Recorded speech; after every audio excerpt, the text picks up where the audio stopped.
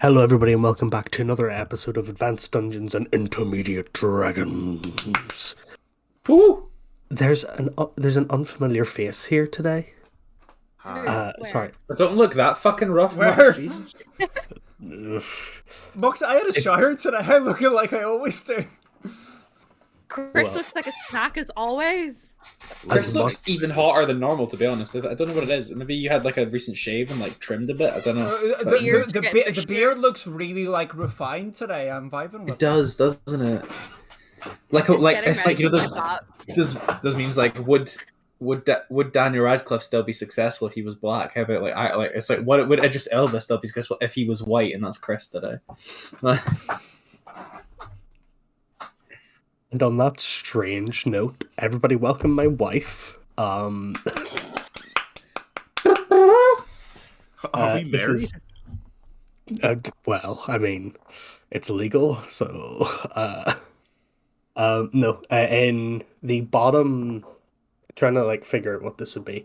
The bottom bottom right hand corner of your screens, you will see my lovely wife, Alex Reyes, also known as Darcy. She is here for guest slot today. She is playing the role of Tari, who appeared at the end of last episode. Unfortunately, last episode we had some technology-based issues, so she couldn't be here, but we got it fixed for tonight, which is wonderful. Thumbs Nothing maybe is down. enough, can't say. Thumbs up. I'm holding up the cue cards for the audience. Laugh.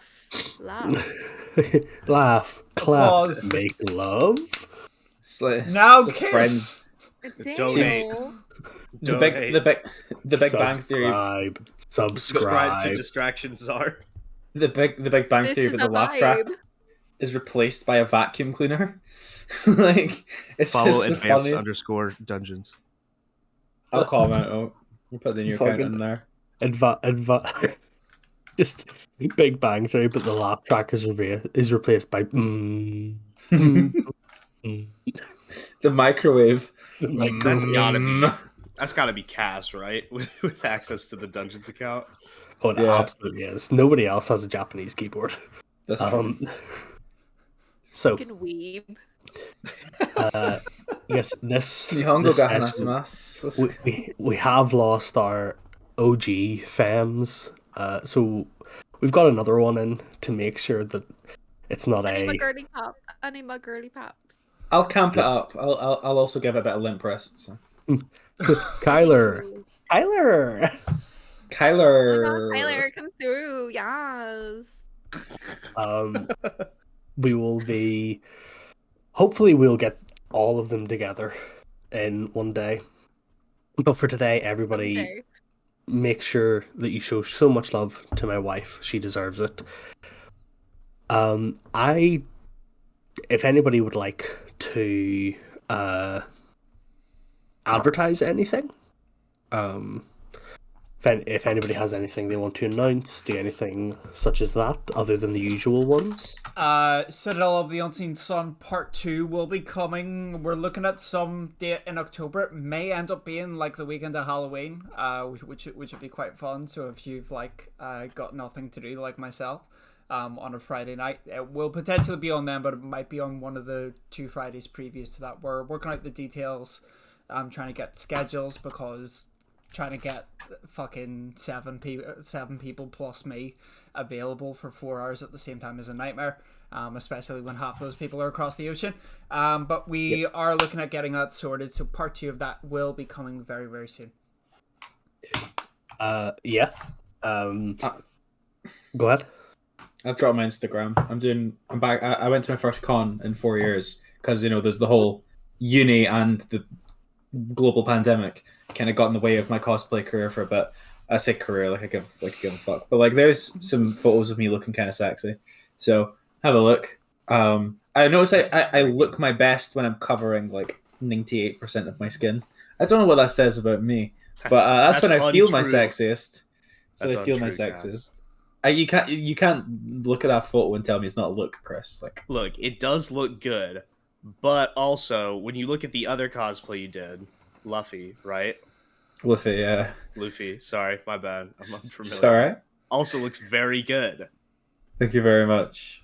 Thank you very much. But yeah, that's all I've got to say. I'm also a little bit of it because I've done 2 days at the SEC in Glasgow, and I'm a bit fried, but it's Kyler, so it should be fine. Yeah. Gotta take off that hairband of intellect. Nah, the wisdom's still pretty low, so it'll be fine.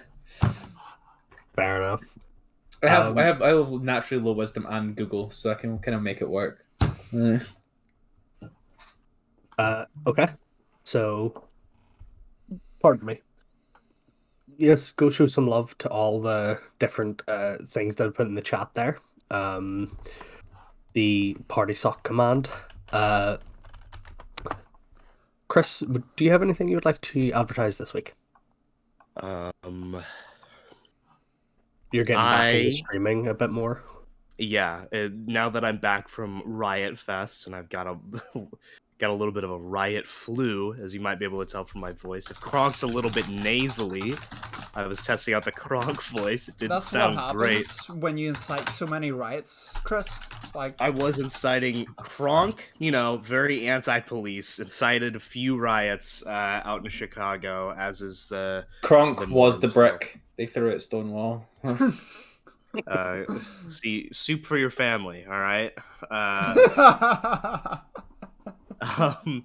But yeah, I'm probably gonna get a little more into streaming, especially if I'm fed up with my job. Just keep an eye out. Classic WoW might be pulling me in pretty soon here. That was pretty fun. Some Death Knight stuff yesterday. So keep an eye out. Follow my socials. How many people do you think are going to get Invincible on Classic that haven't got it on retail, and are going to flip their lid? A small but significant number, because I mean, the first person. It depends how many people. Be... How many people clear ICC 25 heroic is like going to be relatively slim, right? It's 100% drop, isn't it? For when it's current tier, I'm pretty sure it is 100% drop. Let me look it up. If I remember that correctly. I don't think it is. No. Is it not? I don't think so. Not I've lied to you. No, there is mounts in Wrath that are 100% drop. It's the Twilight Drake and the Black. It is. It's 100%. I googled it. Oh shit! Really? Yep. Wrath of the Lich King's Merman's Head and Invincible are 100% drops, and only go down to extremely rare app. Yeah. Holy fuck! You want to do Mim's Head when it's current though. Like No. Yeah. Do I? I did it when it was current. Like. So did I. It wasn't fun. Is that why you got it first time? Because the game remembered on the game remembered all those like years of effort that I put in. Dude, I still remember how pissed Alaska was. Oh, it was so funny. So funny, dude. Yeah, might get a little more into World of Warcraft. I picked up a horror game for like $5 as well that I just want to play through on stream. I might try to make a challenge that I could fail so I can play through on stream. Which horror game is it? I don't even remember. It came out in like 2017. I was looking through PlayStation Plus stuff so I could download the free games for the month. And I was looking through. I picked up the Supermassive games, like the Until Dawn anthology stuff. The 3 that I didn't have were on a huge discount, so I picked them all up, which is great, which means I can play through them. But I also picked up just this random horror-looking game that I knew nothing about, and I'm like, well, I could probably play through that in a stream. So I now have that. Amazing. Yeah. But anyway, enough about me. You got anything for us, Darcy? Or Eli? I put it in chat up there, but the Twitch technical difficulties of uploading to YouTube have been sorted, so up to like last week's episode of the campaign are now up on YouTube. That is the playlist that you can handily watch them all there. So if you've not caught up for any reason or want to see them again, then you just click that link there. We want to drive a bit more traction to the YouTube. I'm going to be spending more time making them not just like straight up loading the VOD, but doing a bit of production on the back end to make it a little bit better that we'll be working on over the next while. So yeah, please do check that out. But that is it for me. Yeah. And then the usual stuff. In a couple of weeks, the exact date being the 16th of October, we will be moving over to our new channel, Advanced Dragons. Advanced Dragons. Ugh. You keep saying dragons that. are You only keep saying intermediate. Advanced Dragons. The dragons are the intermediate. I don't know why I keep saying Advanced Dragons. Brain fart. I'm thinking about 75 million different things at once. In doing so, it's going to be more of a group channel. People can all stream on there. If people don't want to stream on their main channel, if people have like certain routines but they want to go on there, I'll probably use that as a main channel for me to game on. That kind of thing. We could do group activities. We could fuck around on there. Yes, we can indeed do group activities. If you guys have ideas, just shout them out and we'll probably fucking do it, right? 100%. Do some Jackbox or something as well. Ooh. Yeah, I'll do a. probably have like chat nights where we invite chat in to like, play games with us on stream kind of thing. Max, you know what we should do? Me and you should do a read of Monster Prom together. I would love that. We'll do that. That'd be good fun. That's something we can add to the list. Yeah, absolutely. Yeah, so go and follow Cass already typed in under the Advanced I'll do it again. Dungeons account. Go give it a follow, go show some love, and we'll see you over there on the advertise your Instagram as well. I just put whatever was on my clipboard before. Like, I was just like, Yeah, what's on my clipboard? honestly. That's What if just it was there. You have to check the fit. What if it was porn? Then I wouldn't have hit enter, dickhead. Like that's where we're at. Okay. Well, if it was it was a link tree. I would have gone Linktree. porn. Okay, let's delete that link tree. The tree of links. www.heavy. What is that? Pain Olympic. Right. Anyway. Damn. What's this picture of a random castle in Europe? Damn, this is a sweet drum riff. Something Haven. Is this like a refugee charity? I don't know. On that note, if there's nothing else, let's get into this week's episode of Advanced Dungeons and Intermediate Dragons.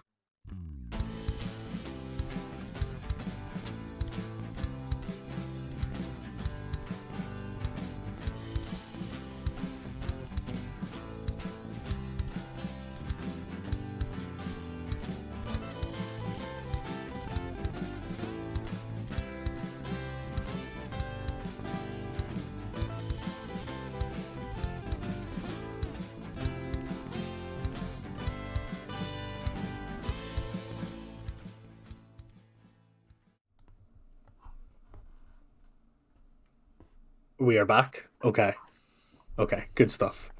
Because of the stream delay, have to be like, what's happening? So Booga. last episode on Advanced Dungeons and Intermediate Dragons, the party had not long returned from Hell's Prairie, completing their mission there. A number of the events that they had wished to happen once they had returned to Agalane went south. From Professor Udice unfortunately being the victim of an attack, some shopping trips going on, a meeting with Avadar between Kyler, Geraldine, and Kronk, while the other two members of the party were suspiciously nowhere to be found. After this, the party spent the last days, fading hours of their weekend, assembling furniture, IKEA style, having a bit of a group bonding day, refitting the house, that kind of thing. Did Kronk mow the lawn, canonically? Kronk canonically mowed the lawn. Like with the scythe. I mean, Yeah, like, oh yeah, the just sickle. That's what I'm talking about. That's what I'm talking about. Excellent. after which the party began their first day at True Arms Academy. Fuck yeah. The group travelled across the water and split up. The three members of the party, Drazian, Kyler, and Geraldine, all went one way, and Kronk and Lilith went another way, off to their own classes. The three members of the party that were together went into their first class here as students at True Arms Academy for Adventurers, which was a... Oh yes, Kronk did knock himself out. Kronk was canonically the first unconscious PC of the campaign. Did you miss last episode, Chris? What do you mean? What? What's up? Man was asleep. Oh, golly. Yeah. No, you're the culprit. Uh-oh. It's all Kronk's fault. You're the culprit, true. Cass, so He's go ahead. Oh, I'm the culprit. I thought you were saying Kronk was the culprit. I was like, yeah, he was. It's self-inflicted. So Kronk, lying asleep, found himself in his dad chair. And Kyler, having watched many Landwalker comedies of the sort of classical what we might call, like, the sort of National Lampoon style of comedy. Okay. Thought what would be a great idea is if we get some whipped cream. There was no shaving cream. We get some whipped cream and a feather duster and put it all up Kronk's arm. Ba-boom. His giant stony hand covered in sweet shaving cream as Kyler gingerly and deftly tickled beneath his nose with the feather duster until Kronk goes crack and knocks himself out with a wild swing. Incredible. Kronk dealing 43 points of damage to himself. It's self-inflicted, so... You were asleep, so you would have been critical hit on yourself. Yeah, I mean, all right, I buy it. That's so funny. Weirdly, Kronk used Flurry of Blows while he was unconscious. Stop hitting yourself! Stop hitting yourself! Stop hitting yourself! I can't! It's the monk power! Kronk, he's he only knows his combos. I can't do only one jab. It has to be 1-2, 1-2. Kronk imposes a dexterity saving throw on himself, which he fails because he's asleep and knocks himself prone. No. Well, just this once, Kronk gets sneak attack damage. the day after this escapade, the three members of the party that were grouped together heading off to their first class, which was a combination class of herbology and intro to magical beasts. As they sat down, they got to meet the substitute professor. The original professor was supposed to be Professor Udice, however, unfortunately, the way things have transpired, big L.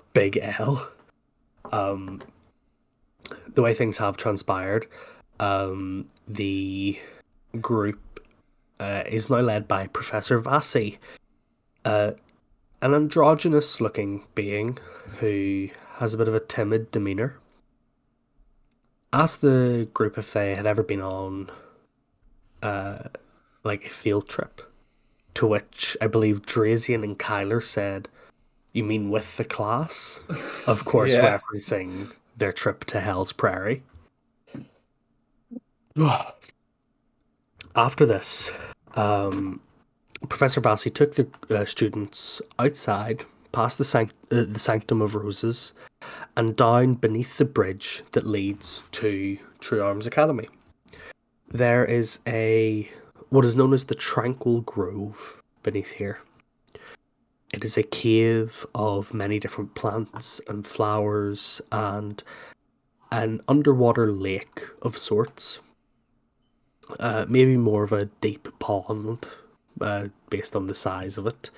But nevertheless, they had the task to collect picked different flowers from around this cave and showed them off to the class.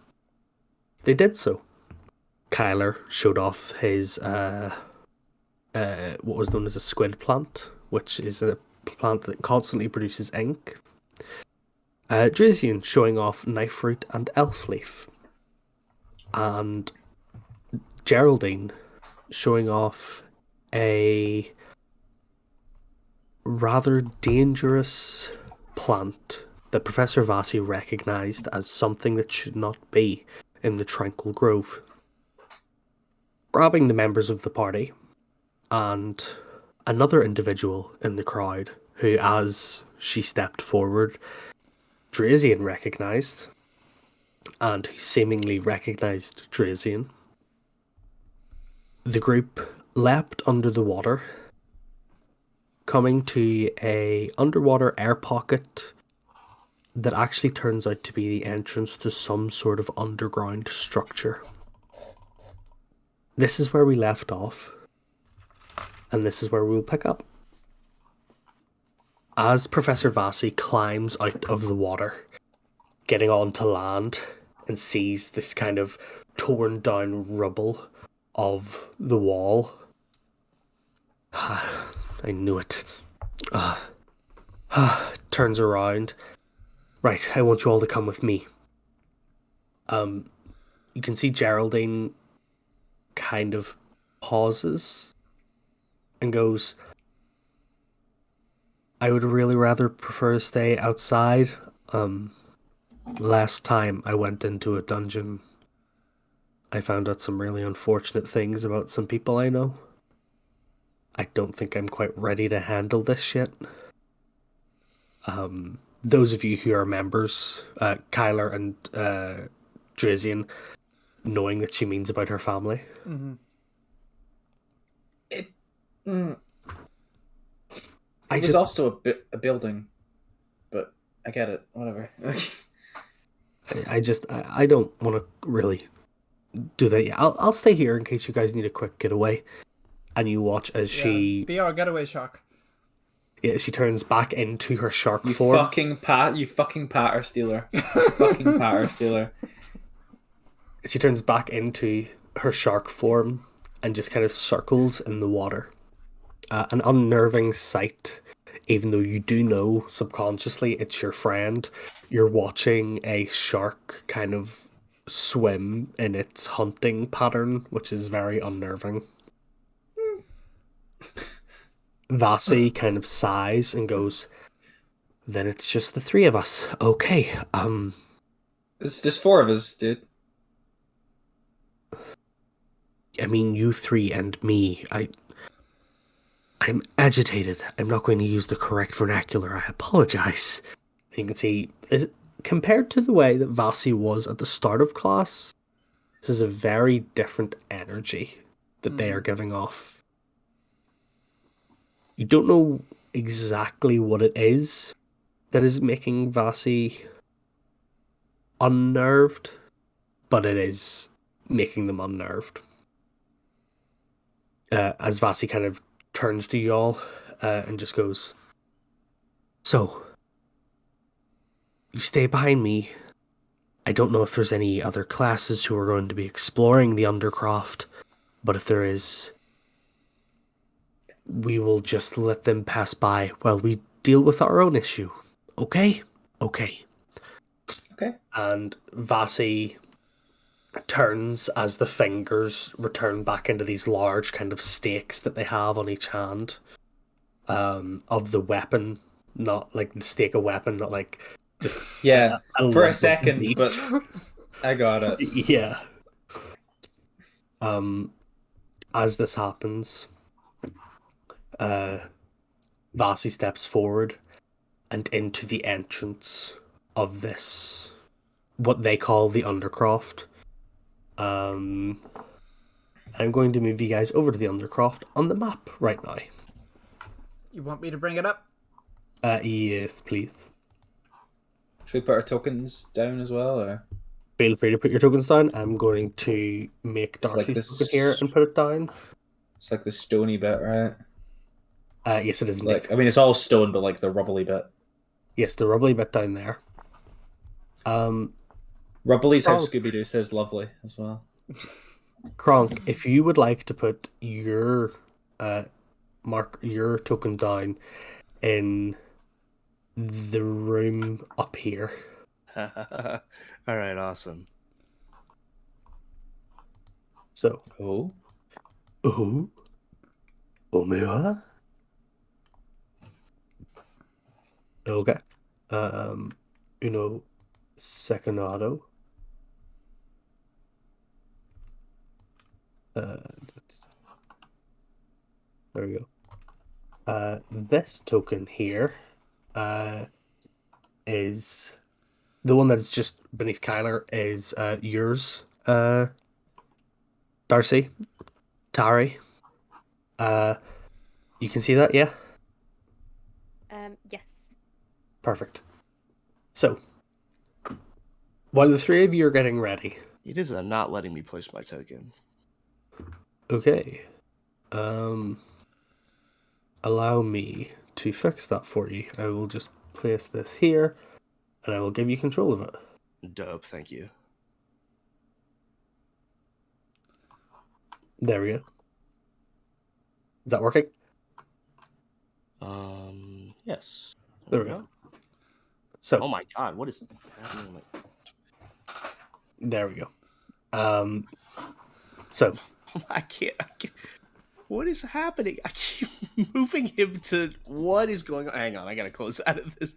Every time I try to move him, it's moving him. away. Yeah, I don't know what's going on. Hang on. Roll 20, how we hit thee. Roll 20, what are you doing, Queen? Swapping the fucking foundry next week. Somebody's paying for it, we will. So, while Chris is getting that fixed, Alright. the group at the bottom, as Vasi kind of leads the way in, you find yourself in this room that is... It has like wooden doors on either side, 3 sets of wooden doors on either side, and 2 exits at the far side of the room. As Vasi just kind of walks in, Vasi slams the doors open one by one, and as you pass by, you do see inside. These are chamber pots. This is some Ancient sort toilet. of... This is some sort of ancient communal bathroom, which is kind of gross. Luckily, there's nothing in the pots, and as you kind of look under, like if you peek over the edge and look into the pot, you see there's no bottom to it. It kind of opens into a stream of water that goes past, and it clicks with you that this water is either coming from the pond or going to the pond. And you sincerely hope that it's coming from the pond and Yeah. away. As Vasi kind of continues to walk forward, Vasi stops at the 2 entrances and goes, I'll take the one on the right. You 3 take the one on the left. I'm probably enough to handle myself. I would much rather you 3 be safe. I'll take the one on the right. I'll take the one on the right. Dancast COD reference, Modern Warfare 2. So Vasi is going to go into this entrance. Cool. Kylo's gonna take Trina and kind of move through COD style, like round the corner, and then along the corner, clear, and just kind of move through like that. Is there a direct line of sight down this entire corridor? There is, as on the other side of this little entrance bit that you see here, Kronk, your first class here at True Arms is History of the Land. Mm-hmm. You, quite frankly, stick out like a sore thumb amongst the other members of this class. Your 7'11" hulking frame that kind of towers over the averaged medium-sized humanoids, all of which are definitely more of the scholarly build than yourself. Of course. So you do kind of look like their collective older brother. This is my kid brother. You gonna beat him up? And as you're kind of towering over this group, you have been brought down to this place on a tour of the Undercroft, described to you as a temple that had been long forgotten to gods that are no longer worshipped. Gods that, quite frankly, most scholars don't even have a name for. So they're simply called the Mother and the Father. True Arms was built on top of this unknowingly, and whenever it was discovered, it became quite conveniently a way for students to have tours of ancient ruins without having to go too far out of the way. As you're standing in this crowd, as your professor is giving a speech,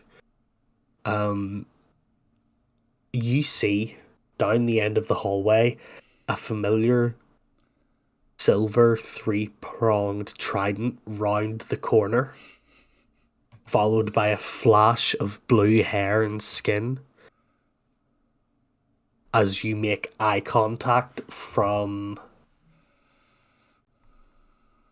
85 feet away with Kyler at the other end of this straight corridor. As soon as Kronk sees the trident, terrifyingly fast, using a dash action, Kronk is able to cover 80 feet of movement in 6 seconds. and so when Kyler finally turns the corner, he sees Kronk barreling down this corridor, shouting, "Man down!" Kyler will leap the remaining 5 feet. So I've looked up rules is written. Okay, I don't know if this is rules is written. From standing, can jump like 10 feet in the air. So I'm gonna use like I can definitely clear the 7 feet to leap the 5 feet necessary to close the distance and go, man, damn, and give like Kronk like a hug around the shoulders, like ah. I was expecting like a Dirty Dancing thing where like Kyler leaps and like Kronk catches him by the hips. If he goes for it, I'll work. It's canon. They meet halfway in the like open altar, like the open area here. Do we meet on the altar? Nobody puts Kyler in the corner. I wrote you a letter. One for every day of the Eltenian year. And it's like, what? How many days is the Eltenian year? It's like 12 30-day months, right? So it's 360. Yeah. But Kyler means letter, like characters. It's like, and it like three. It's like a tweet and a half. Well, the Eltenian year is 1328 day months, so it is 364. That's how. Okay, so that's how many letters in a tweet, Kyler. It's just a bit longer. But yes, Kyler will go to meet you and leap into your arms, Kronk. Excellent. You do meet in this altarway. Like in this, it kind of looks like the what can only be described as the entranceway to a temple. On this altar beside the two of you is two relatively large, maybe like 3 feet tall, very finely detailed wooden statues. One of a woman holding a staff, and one of a armored figure holding a large two-handed sword that is driven into the ground. I'm gonna be honest, I thought they were pillows, and I thought that was a bed. No, I understand the confusion, but no, it is like it's almost like a praying altar. As this is happening. Oh, go ahead. No, I was gonna say, Kronk immediately, instead of asking like, "Why are you down here?" he points to the statues and goes, "I think that might be the mother and the father. I've been learning a little bit about the history of the lands down here. I'm not 100% sure. I'm gonna ask my professor about these. Also, what are you doing down here?" Class? Super secret top mission. Oh, we're just Kyla on a says, tour down here. over Dre's insane class. What? You know how it is. Super You know? secret top mission. Super secret top mission. So, turns out that this really scraggly looking person came in to take the class because Udice is what's the word? Indisposed, and thought, oh, cool. So we're gonna go look for some plants, and we found some plants. I met the squid. He was kind of a dickhead, and then Geraldine found these needles that shouldn't be there, even though they're super deadly, which could be really helpful. But she's taken them. Geraldine's not here. She's a shark, not like me shark, like a shark. She turned into a shark. What? How did that happen? She turned into a shark. It's On she purpose? does. On purpose, yeah. Oh, okay. As long as it was on purpose. Yeah, you don't accidentally turn into a shark, right? I don't know if somebody else turned into a shark. Is that a punishment or something? I don't know. Magic. Witches exist. Yeah. Oh yeah, I mean it's yeah. I mean no one cursed her.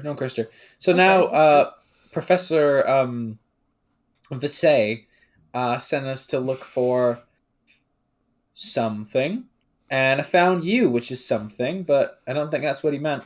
Yeah, he didn't even tell us what we were actually looking for. So, would you happen to be looking for a special altar with two little things on it? Kronk goes and he picks up the things.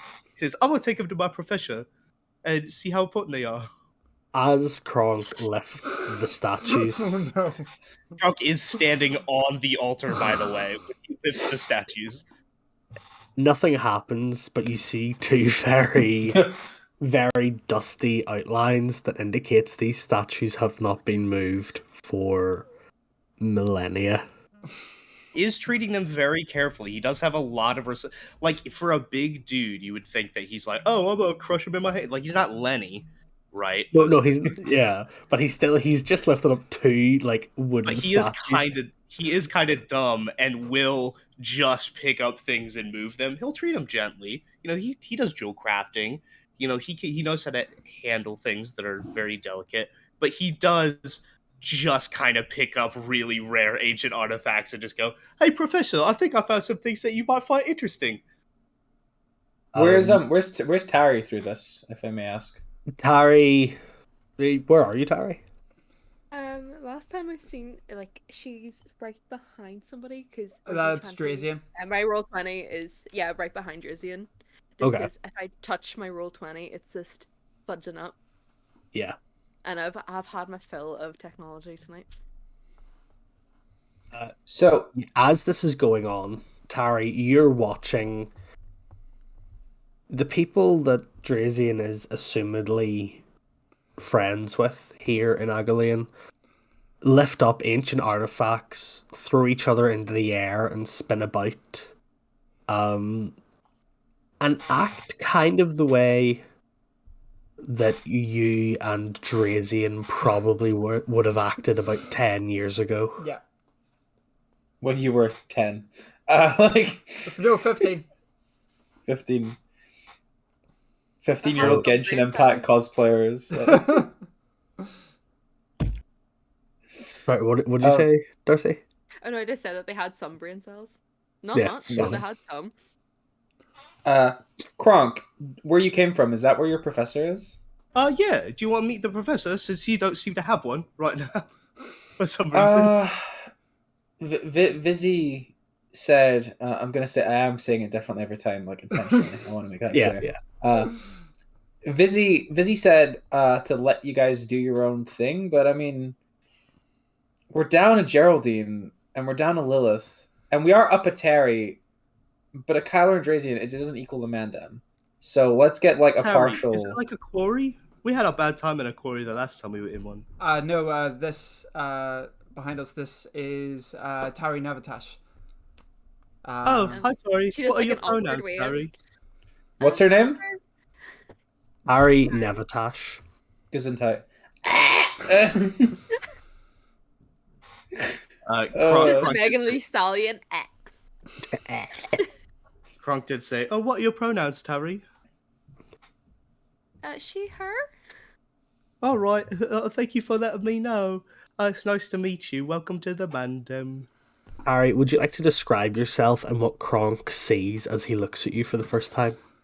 The best way to describe Tari, she basically looks like if Billie Eilish had was like on Euphoria, because like with the amount of markings that she has on her face, basically looks like glitter because she's Kalishtar and like she's got really really pale skin, and she's got like neon blue hair that's obviously dyed, but because it's a wee bit patchy in the back because she's never dyed her hair before. All right. And, like, she's just like very like hi, because she's never really been that around that many people her own age. She's always been around like older people. Okay. Tari the Yeah. MILF Alright. Hunter. Harry the MILF Hunter. Is she thick though? Harry is thick. Some trucker. If Billie Eilish was on Euphoria, she, her, dump truck. Tari is a very old friend of mine. Oh, Really? off limits, I see. Who no, I Kronk didn't did say realize was at True Arms until today, but yeah. that. Tracy And and I, I like off limits. What does off limits mean? Tracy and I thought you kept tabs on that kind of thing because of how paranoid you were. I'm really surprised that slipped past you. I'm also surprised someone like put up with you for that long. I'm kidding. We love you, buddy. And then Kyla's gonna just go like to like here to look up this tunnel, like this corridor, and then be like, "Who is your professor, Kronk?" Fully intending for Mux to tell me who it is. Also, I would also love to know who my professor is, and I also do intend for Kronk to go say apologize to the class for running away and bring back these things and say, "Oh, hello," and just kind of I want to address that little loose end. Put him on a toddler leash so he doesn't run away from the class again. So as Kronk, you kind of like run back and go, oh, sorry for running away. I got these. Your teacher, Professor Assis, ASSIS, kind of turns around and goes, it's okay, dear boy. I don't. Oh dear. Oh my. Oh my. To put them down. Put them down. And you can- It's all right. It's all right, Professor Assis. I'll very carefully. I'll show you. It was just on the altar right over here. I'll go put them right back down where I found them. There's nice little squares because it seems like nobody picked them up. You can already see like a visible bead of sweat running down the side of Professor Assis's face. Kronk is like, oh, so they're clearly very valuable. So what are they when I go ahead and put them down here? Those are the statues of the mother and the father. Oh, I got it right. Hey, Kyla, I got it right. It's the mother and the father. Nice one, dude. The way you did that, I just imagined Kronk picking them up and turning around. Yeah, they're the mother and the father. Kronk, they kind of, oh, they're the mother. Like, after putting them down, gets excited that he got it right and lifts It was them up. these again. ones. Kyla, these ones right here. They're the mother. Well done, buddy. They must be in love. The mom and dad got it. Professor Assess is just like, he's got these kind of like Coke bottle glasses, like these big round circular glasses, and he's just looking at you like, put them down now. I'm I'm terribly sorry, Professor Assist. Usually when I pick things up, good things or bad things happen. I'm And I not was used to excited. nothing happening. Yeah, I was really excited because my friends are down here. Apparently they found something dangerous. You want to come along on an adventure, Professor? At this point, Professor Assist kind of comes along and like looks around the corner and sees the Cal other is looking up the corridor like this with like the trident over the shield, like ready to just fucking go and stab someone. Like Yeah. No, Professor Assist kind of like looks into the room and now sees the other three and goes, "Dangerous? What's going on? Professor, Who are you three?" We're a part of the introductory to magical creatures and herbology class. We're here with Professor Vasi. One of I think our, it's Vizay. Is that with It's is that with Professor Professor Vassy. is that Vasi? Professor Vasi. And is that with Professor Vussy? I think I'm supposed to have an introduction with magical beast class with them later. But I didn't take herbology, so I don't know if I'm having it later. Maybe you guys could help me with homework later. Oh, anyway, scary plants. yeah, so basically, one of our classmates and friends found these thorn spike things that was apparently a very poisonous plant that it's apparently not supposed to be down here.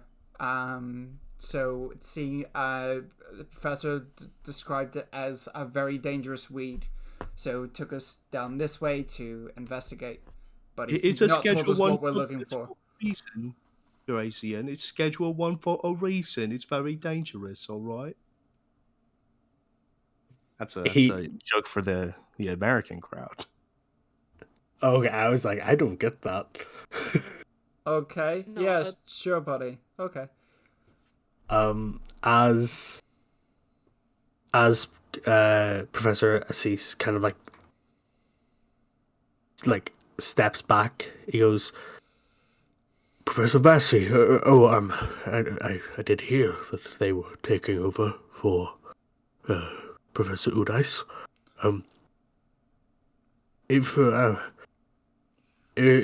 if there's deemed a danger," he kind of turns around to look at his class, who are all kind of like looking, like trying to see what's going on. "I don't think my class are quite very much the fighting types. So, Kronk, come with me. We're going to go with the class, and we're going to head back." I'm afraid I can't let you do that, Professor. I don't think my friend means to be rude at all. I I would don't mean like to be rude, Kronk. I but I also do don't mean think to my be friend needs to assertive. cut me off at all. But I do want to show you. I do have this little badge. I do believe I rank a little bit higher than most of the other first years around here. I have been put on an adventure before, and he adjusts a fake little. He adjusts his little like the where his cloak connects. He goes, "Little adventure before." All The right. clasp. Yeah, the clasp.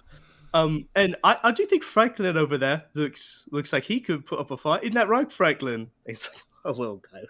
Yeah, Franklin's a little like turtle who's got like really like tiny glasses that like because of the shape of a turtle's face, like the mid bar is like way too long stretched. He goes, "I don't think I could. No." Well, if Franklin's in my synergy and teamwork class later, then maybe Franklin and I could work on something. But I do think I will probably stay down here.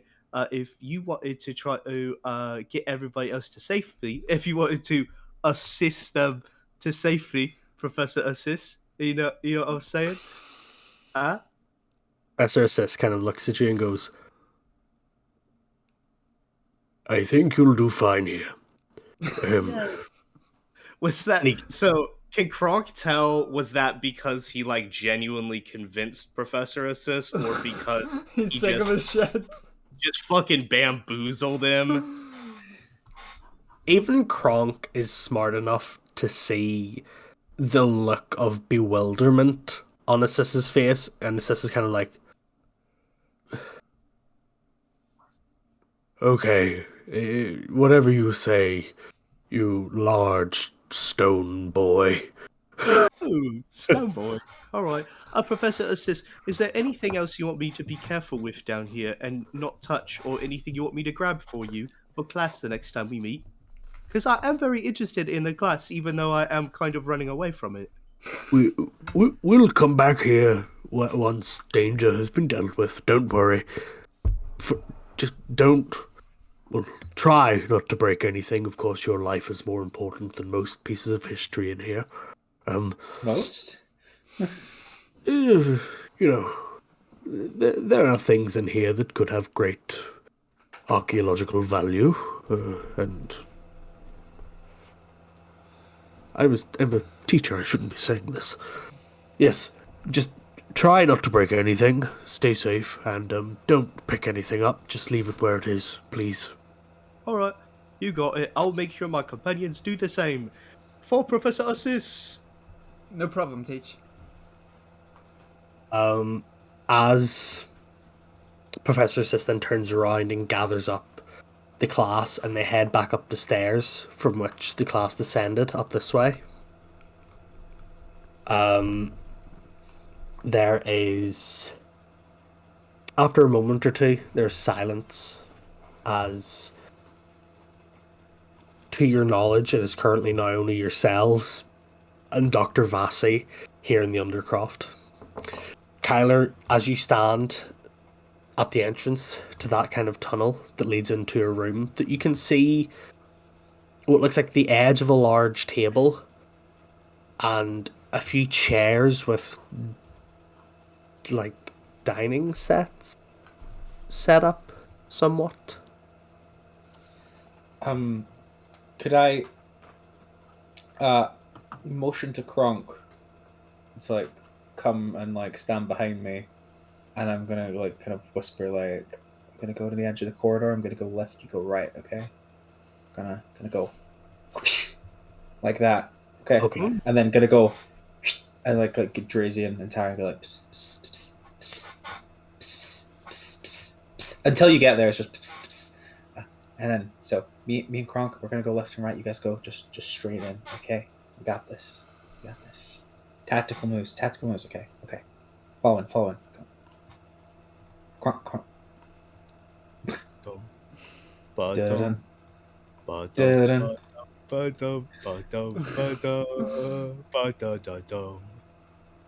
Breach.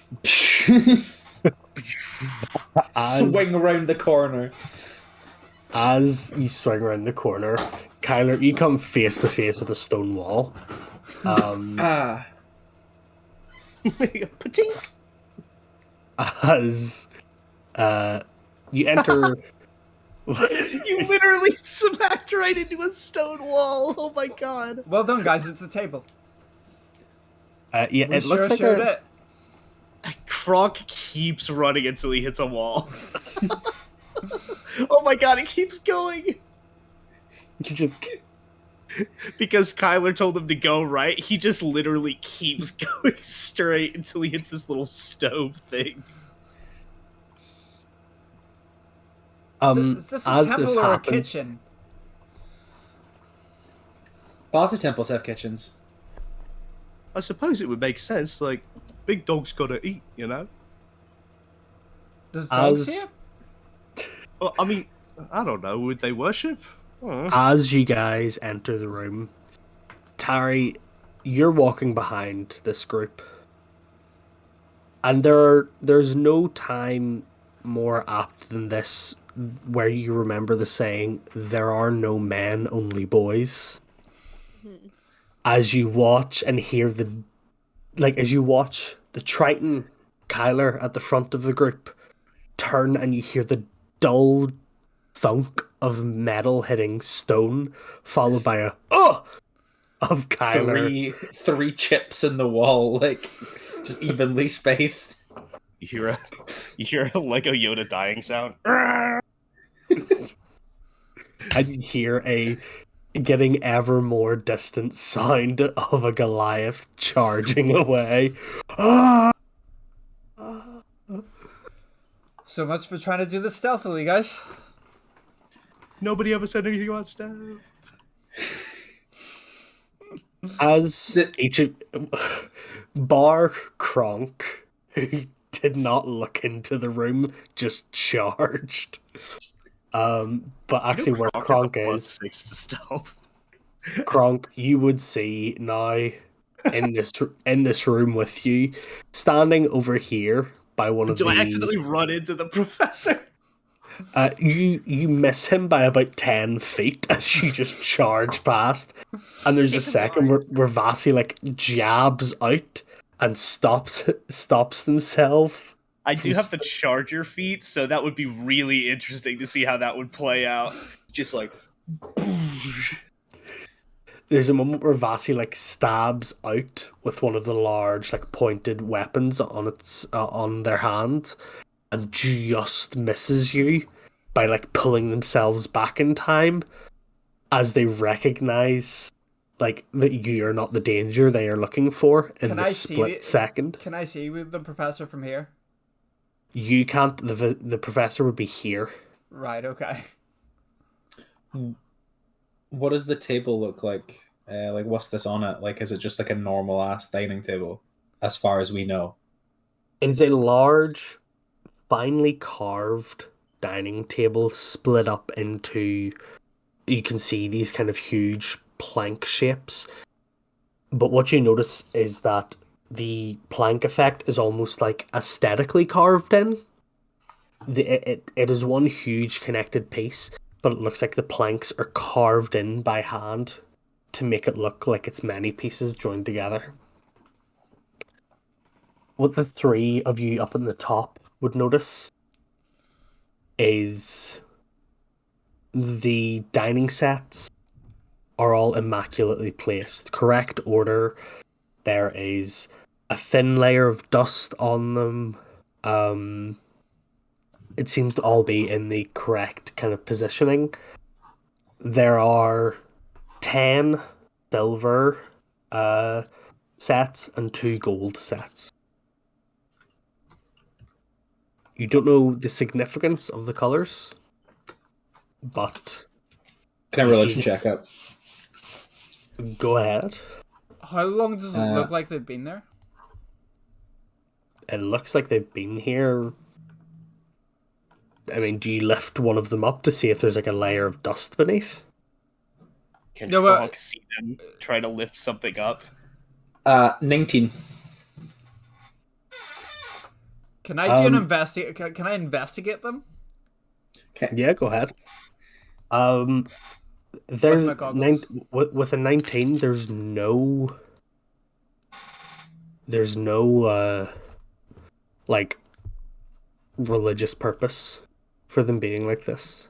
Can Kronk see them like try to pick anything up? Like, are any of them trying to like pick something up? Well, you've charged to the other so end. Kronk can't see anything. No, Okay, got it. 14. 14. As you investigate, you do kind of like move things slightly, and you do see the shape of like outlines slightly. It looks like they've been here for a while, not as long as the statues, but quite a while. Okay. Tari, is there anything you would like to do in this room? No, because my brain's just on a big brain fart. okay. No, because I'll probably be doing like the same as like trying to like see like how long like the layer of dust is. Just inspecting how long it's been here, kind of thing? Yeah. Okay, not a problem. Drazian, you do notice that Tari kind of mirrors your actions on the other side of the table. You're both doing the same thing, generally working on the same brain cell. I mean, Kronk? we can kind of speak telepathically at this point as well, so... Yeah. If you would like to, you can speak telepathically with each other. She's a Kalashtar, so I can speak telepathically with her. I must have missed that bit.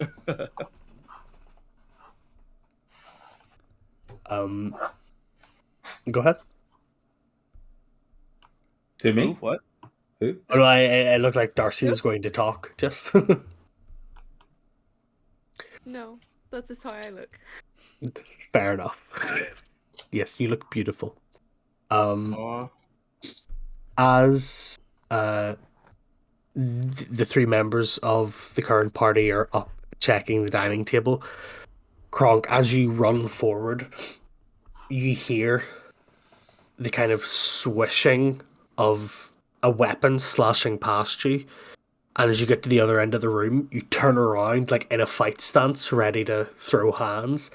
And you see Professor Vassi holding up one of their changeling arms into like this sharpened black point.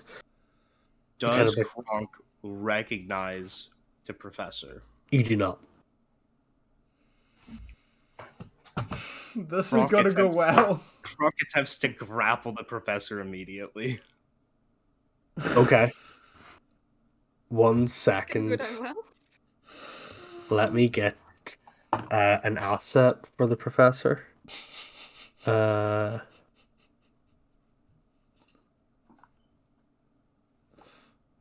Da-da-da-da-da.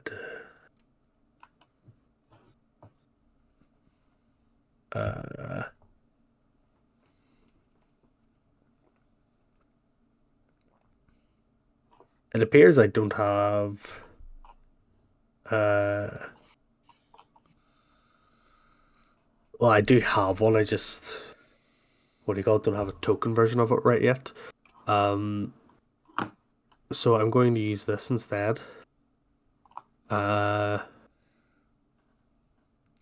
This is not having a good day with professors. No. This that drow token is where the professor is. There. Yeah, Kronk, you can run up and you can attempt to grapple the professor if you would like to. So yeah, Kronk. This is the professor swung. This unknown being with a knife arm swung runs up, slips behind him, and tries to get him in a full Nelson. And goes, "Hey guys, I think I found a bad guy." I bolt. I fucking bolt down there. Do I Nice have a light- grapple? nice Do I lightning. make a check or? Nice lightning pun. Are we in initiative, or can we just move down? There's no initiative. You can't just Okay. move down. Okay. Kronk, as you do actually manage to get the professor in like a full Nelson, and weirdly you notice that like there was no resistance. The professor just kind of let it happen. No, Kronk, buddy, that's the professor. He's on our side. Oh, And before Kronk can respond, you watch as the professor's form just turns into this almost like fleshy liquid and kind of like slides out of Kronk's grasp and reforms back about 5 feet away in like a full human form. oh, that was really cool. Oh, you're a professor? Oh, my bad. I thought you swung at me.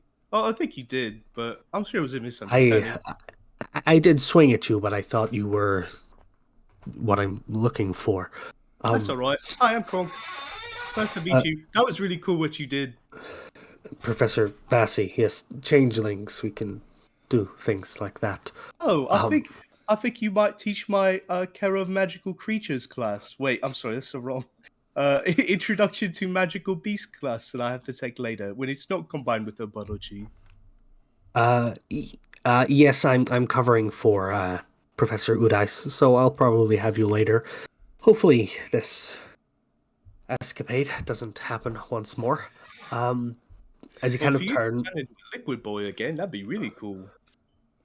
I'll if you ask nicely, I'll show you maybe. As they kind of turn, they go over to Tari and go, I don't want to be rude, but as a teacher, I can see your student file. Is there can you sense anything here? Anything I can that see if isn't there's natural? I can see if there's any like person with conscience. Yeah, just anyone that you don't see here. That would be very helpful. As long as they have a brain, I could probably sense if they're here. Does she sense Kronk? Probably not.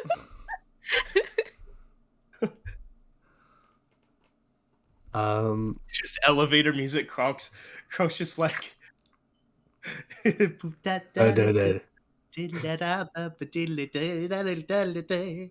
It's just the monkey spinning around song that goes around on TikTok. Oh no, I hate that one. Oh. Kronk Just just annoying enough.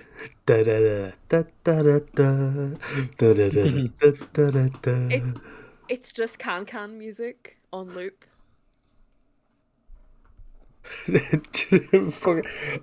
It's just different wrestlers' theme tunes running through Kronk's mind. I hear voices in my head, they talk to me, they understand, they talk to me. I hope they don't change Johnny Gargano's theme. I really like it a lot. Dun, dun, dun, dun, dun, dun. On this day, I see clearly. But yeah, go ahead, and I'm going to ask you to do an intelligence check. So Alrighty. if you just press, you see where your intelligence score is? If you just press the +2. Yeah. Yeah. Do you want guidance? I'll give you guidance. Oh, my tablet's slow as shit. Yeah, it's slow because we're using a tablet, but it will work. You've got another 1 on whatever 11. you've got as well. 12. +1. 12. Okay. I've given you a +1 because I fucked the roll there. Skill issue. Okay. So on a 12, you sense no other creatures with a particularly strong, like, sentience, but you do sense a weird pulsating energy in the room beside the one you're currently in. Okay. Can I just like recite that back? The shitters? No, not the shitters. The Is room. it this one here? No, Oh, that this one's one. the right. So yeah, So just can I for just yeah, you can recite that back. You sense this weird kind of. It feels like the waves of like spirit energy that you pick up on, and like psionic energy, kind of are disrupted in the next room.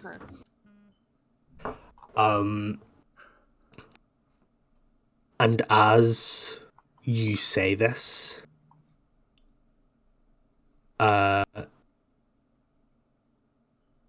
you watch as Professor Vasi kind of, his face, like their face kind of grimaces. Then it's exactly what I thought it was. Why is it always one of them? Professor, what is it? What is it exactly that we're dealing with down here? What are we looking for? So, have you ever been in a home that has a rat infestation or bugs or anything where it is a nuisance to the people who live there and it consistently comes back? Frank hears rats and bugs and he pulls out the Molotov cocktail. He's got it ready, dude. No. That's Kyler's reply. No. So for you, it would be a kelp infestation. Oh yeah, no, that makes sense. Yeah, fair enough. Or barnacles or anything like that. Those are mundane, common versions of what happens to true arms. You see, there's so much magic here and so many constant spells and varieties and things that happen that are so centered on this one location. the gate between planes is often a bit wavy, and the Feywild likes to try and creep in every now and again. As it Grunk hears does. words he doesn't know and ties all of his Molotov cocktails together. He has 3 of them. So, Professor, what you're saying, it's just a situational circumstance rather than someone's infiltrated the school and fucked things up. Oh, no, nothing is serious. Why would I be worried about that? This school is as safe as anything. Is there something I should be worried about? No. I was just concerned by the fact that you said back there that there's something down here that shouldn't be down here, and unless it's Tracy is just a little paranoid sometimes. It's and all right. rightly so. It's imagine the biggest hornet's nest you can imagine. Frog immediately starts tying it again. And it just likes to appear wherever it wants to within the school grounds. Frog ties it off and has it at the ready. 3 Molotov cocktails tied together. Rocks can't sweat, but Kronk is just... Sweats pebbles. Well, someone did tell me once if anyone would take a Gravel bat and to a dust. hornet. If anyone would take a bat to a hornet's nest, it was going to be me. So, let's take a swing.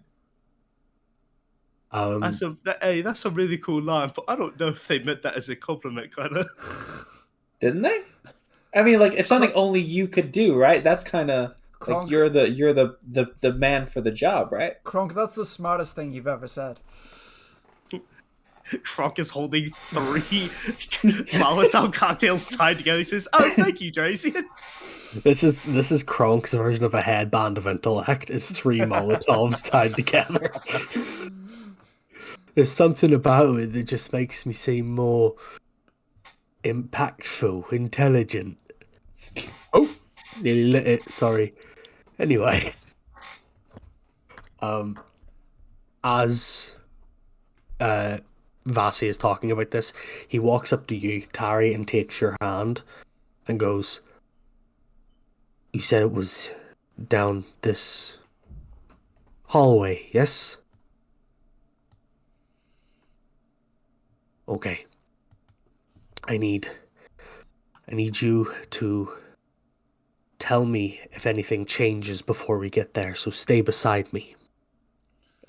See, before we go any further, you said it's like a hornet's nest? Yes. So does this mean we have to be gentle rather than aggression? You need to be gentle to arrange, because the way that you take a hornet's nest off, you need to be gentle rather than just aggression, because otherwise you get stung with a hornet's nest. It depends on what's come through. We might need to be gentle, we might need to be aggressive, we may need to burn the entire thing to the ground. I see your friend here is ready for that. I'm ready. But whatever the case... I spark my fingers up at the same time. Okay, because if we need intelligence over aggression, or if we need aggression over intelligence, I don't know what we're doing. Well, unfortunately, until I see the source of the problem, I'm not quite sure myself. But whatever it is, as soon as I know the solution, I will let you know, okay? Okay. And they kind of look you in the eyes and they go, "I understand I may not seem like the most reliable, but I am a teacher and you are my student and nothing will happen to you today. Do you understand that?" And she just innocent goes, mm-hmm. Okay. Professor, should we let you take the lead on this then? Or do you want one of us to go in first? I don't know, he seems kind of flimsy to me. Yeah, I'm just kidding. Professor. Kronk, you do not want to mess with this guy. He could have all 4 of us on our arses. But it's a joke because he's changed it. Oh my goodness. Vasi kind of looks at you and goes, "I want all 3 of you to stay all 4 of you to stay behind me. But Depending on how this goes, I may need your help, so just be ready to jump in. Got it. You got it, Jump. boss. Jumping all over the world. You know, Vasi keeps hold of Tari's hand and kind of goes up to the edge of the corridor, and Vasi turns to you, Tari, and says, "Anything different?" Can I roll another weight intelligence check just to see if there is? Go right ahead. I do. Sorry, this tablet is incredibly slow. I'll buy you a new tablet that's faster. Thank you, Sugar Daddy. That'll be your Christmas present. Yeah, and I don't have to suck dick for it. Oh my god. Hold on, I never said that. Hold on. Whoa. Hold up! Wait. No. Michael! It's just not done anything for me. It's a natural 20. Yo! Oh, okay. Let's go!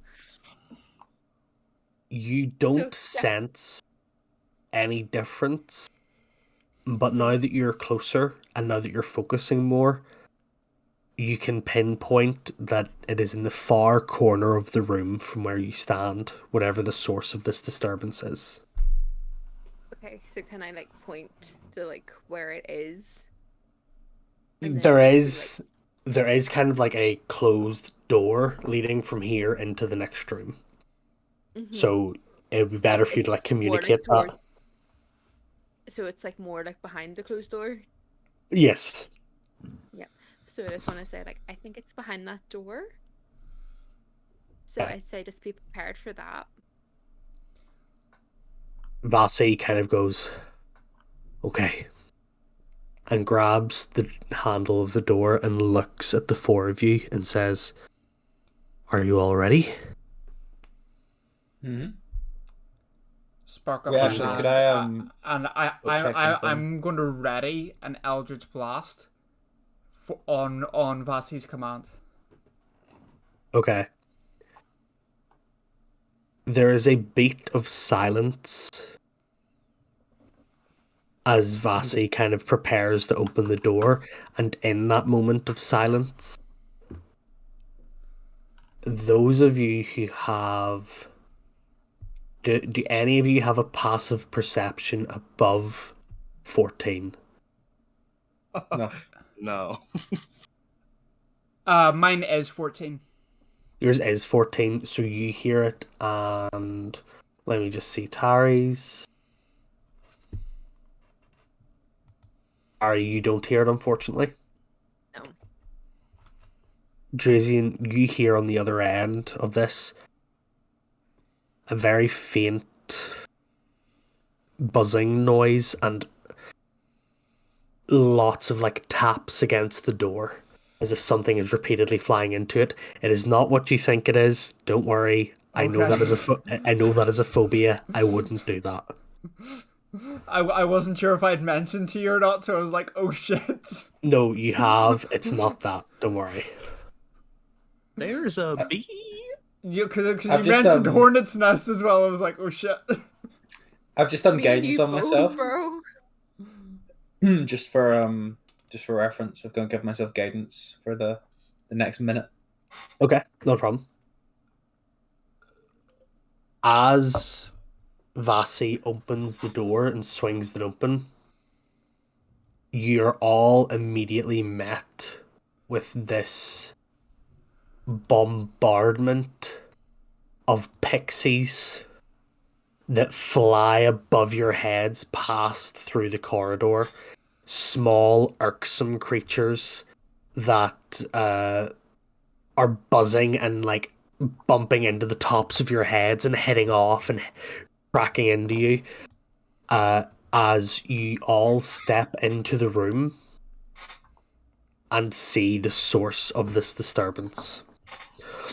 Across the room from you is a somehow effortlessly clean pool of water in the ground. Jutting out of that pool of water is this vibrant pink crystal covered in Jump. vines. Let's go. Let's go. Circles and rings of flowers surround this pool of water. Vines crawling up, covering the walls. Grass and clovers have somehow spread out from this pool of water when this is underground.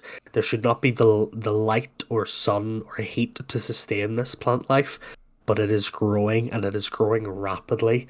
You can actually, if you watch it for a second, you can see it continue to spread. Bushes have kind of popped up all through the air, not hurting you, just kind of like being a nuisance.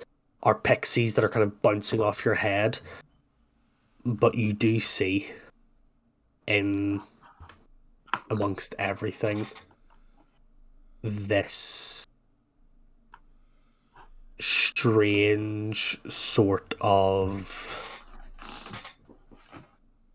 group of plants that seem to be moving and shifting. And Vasi turns to you all and goes, "You see the plants? We Yeah. kill them." All right. That's what I'm fucking talking about. Now Now, I want released the Eldridge Blast that I'd been holding. Kronk doesn't Okay. really understand which plants, so he's a little hesitant to throw anything. 1 second, I will get them up here.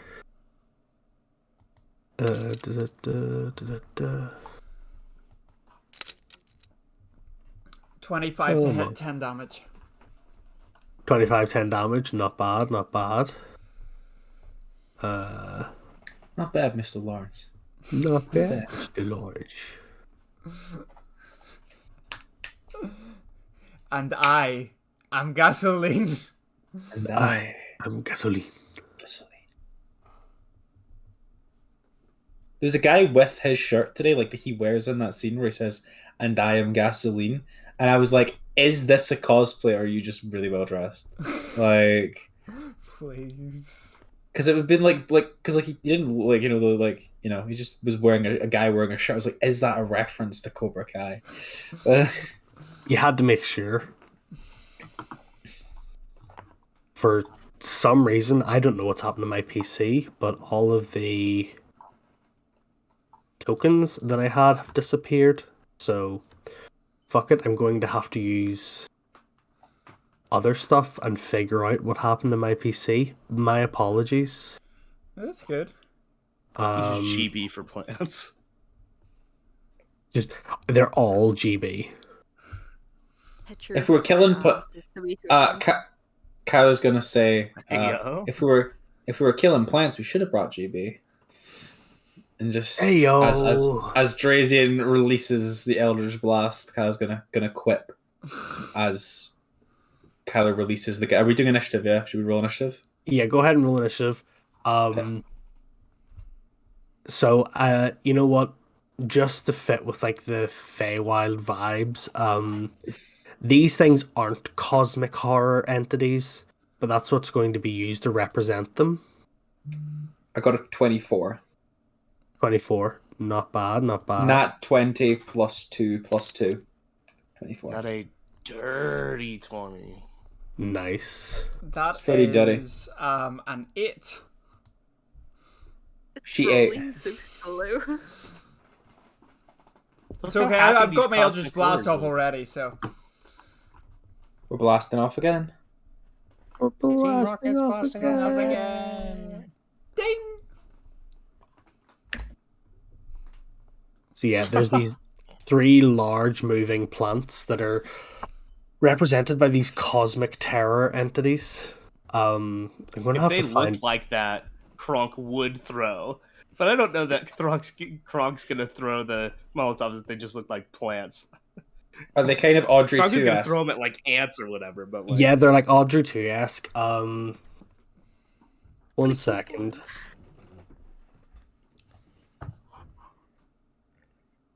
There are like, you know, whenever you're in what is the word? What is the plant place in World of Warcraft and Shadowlands? Ardenwood? Ardenweald? Ardenweald, you know, like the living plants in Ardenweald? Yeah. They look like those. Right, okay. Gotcha. I'm aiming that Eldritch Blast is going for this far one here, by the way. I hope that a 25 hits. A 25 does hit. Go ahead and roll your damage. It was 10 damage. 10 damage. And what kind of damage is that, necrotic? No force. Force, okay. Yet as the force damage hits it, it does. You watch as like a number of the petals that are like kind of climbing up the side of its arms that are almost tentacle-like get blown off and fly away. And where it was once just this kind of like moving, like slithering plant, it turns its attention towards you. And what would be the head of the flower opens up, and you watch these like gnashed teeth kind of tear themselves out of the petals and the stamen, and it begins to like move towards you, kind of moving like this on the floor. With that, everybody has rolled initiative, correct? Yeah. Okay. So, who do we have first? I've got a 24. Tyler has a 24. Okay. What'd you have, Darcy? 20. I also had a dirty 20. Ooh, Brock Who's was got the pushing higher dex? I think it's the higher dex. What's your dex modifier? I will check. It's 2 ticks because this is a terribly slow tablet. Dexterity, you say? Yeah, Dex. Yes. Yeah, 13. Mine is a 16. I've got +3, so I'll be going right above you. No problem. Bottom behavior. So, Tyler, Harry, Kronk. Well, Kronk No, goes Kronk before goes Tari. before. Oh no, I know. I'm gonna put your numbers in here in a second. Unfair. Favoritism.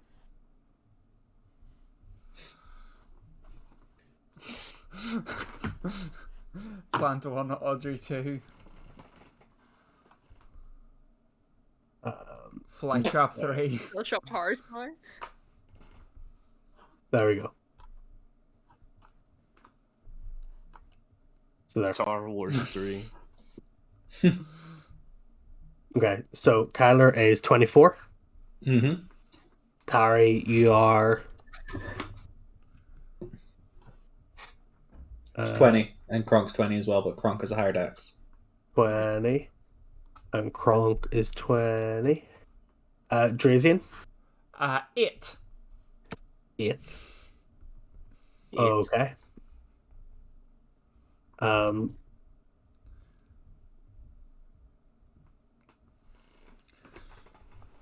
Rolling the initiative for these guys now.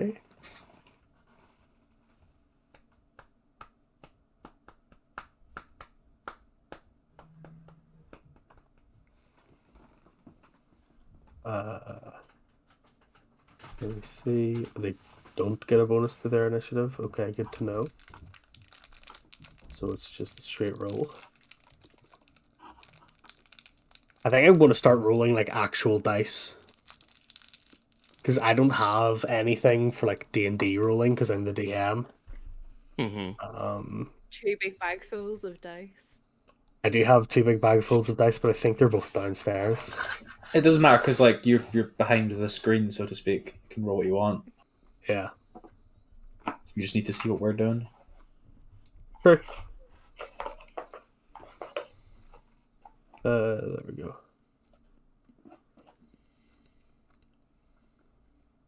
Okay, that's going to go there. That there. Not there. Unfortunately, Drazian has hit the bottom of the round.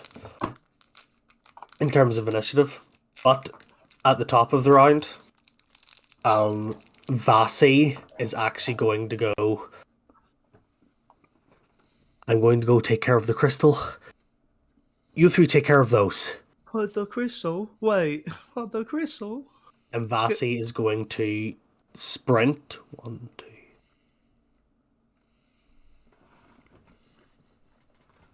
Over to here, bypassing the creatures, leaving you three to deal with the 3 living plants. Does Vasi take an attack of opportunity? Vasi does not. Oh, nice. Does Kronk take one on Vasi going past? Goes for second. Second Well, round. the way that Vasi moved was... where is it here? This.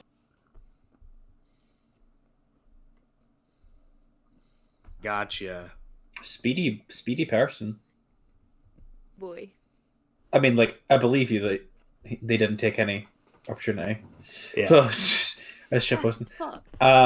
Maya? Yes, Kyler, you're first in the round. Let's go. Kyler is going to move to here. A Okay. bold strategy, you may think.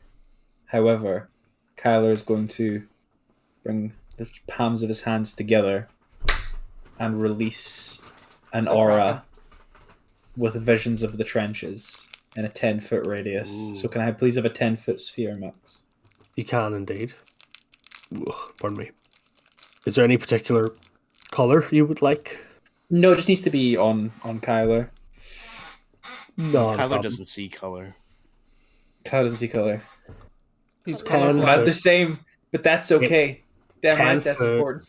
10-foot radius. Yeah, it's a 20 diameter. There we go. Bang on. So these two will have to make a wisdom save of DC 16 or Okay. become fucking terrified of me. Okay, good to know. And then also can't leave the aura until they break it. Not a bother. Okay. Sorry.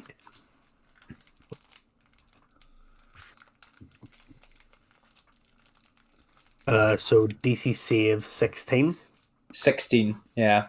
Okay. And they can repeat that at the beginning of their turn, but if they are frightened, they would have disadvantage while they can see me. Both of them fail, so they're both frightened of you. Hell yeah. And trapped as fuck, boy. And then Does that- Kyler, Does the... What's it called? What is the word? Does the aura stay on, or does it only stay when you stand still? it stays on, and like I can kind of maneuver with the aura. Okay, then what I if will need do to. is I will... Or not. Yeah, there we go. So now if you move your token... Badass. No, Oh, no. nothing happened.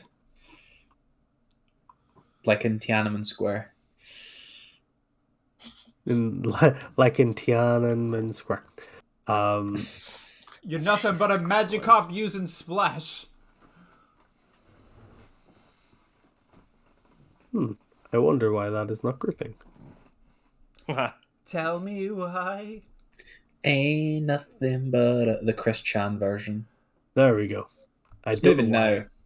Yeah, I don't know why it's not clipping properly, though. It's annoying. Oh, well. Say if it becomes an issue, we can do that.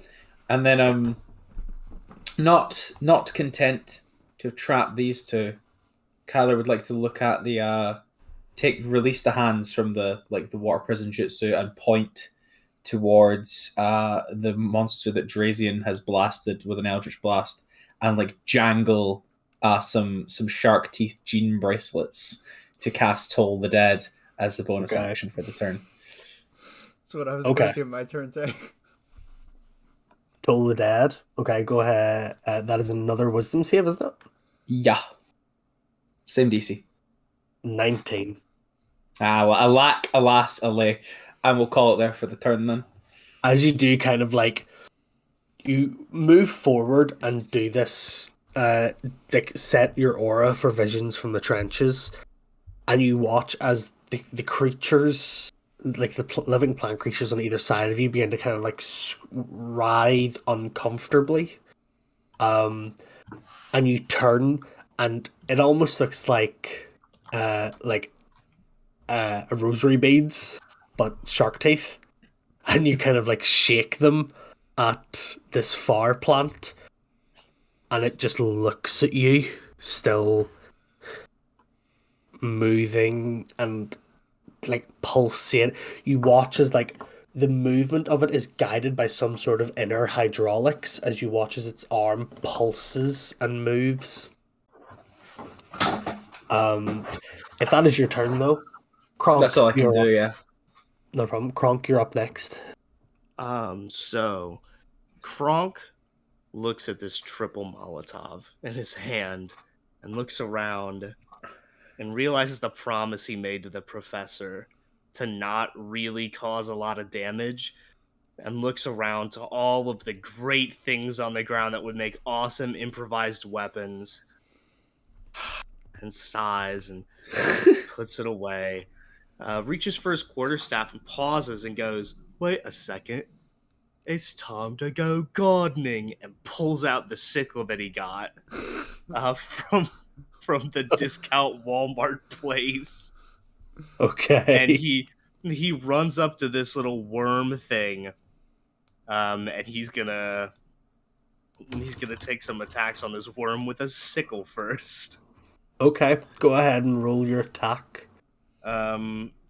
Which I am already proficient in, so I don't need to make it like a monk weapon or anything. Nope. I don't know if so you Kronk- get advantage from flanking here. Would that be an option?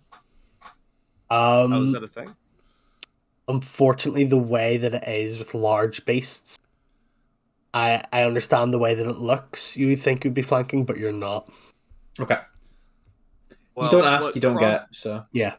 No, that's true. Kronk, with all of his gardening experience, does get a 25 to hit.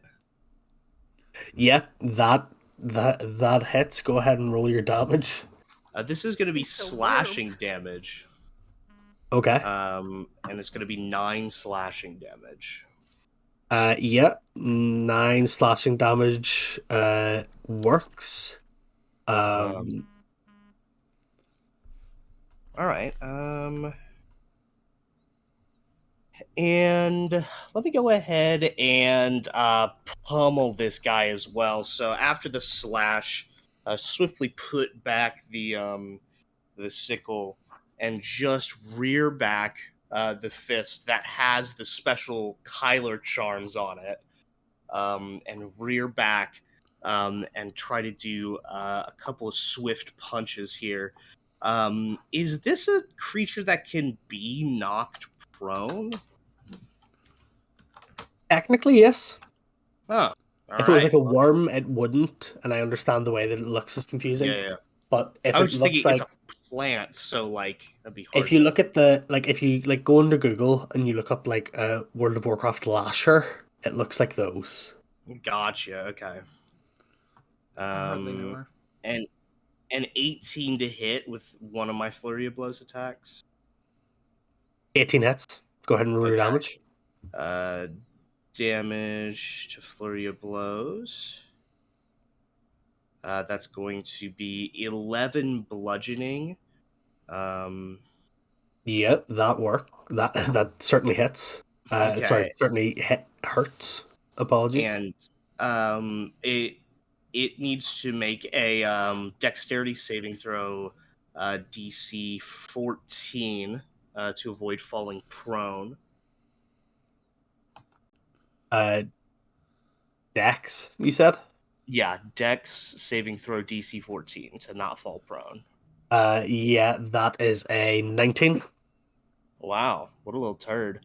And then we're gonna hit it with the second flurry of blows attack. 19 to hit. 19 hits. Go ahead and roll your damage. All right, that's a 9 damage. And I'm gonna just try to do a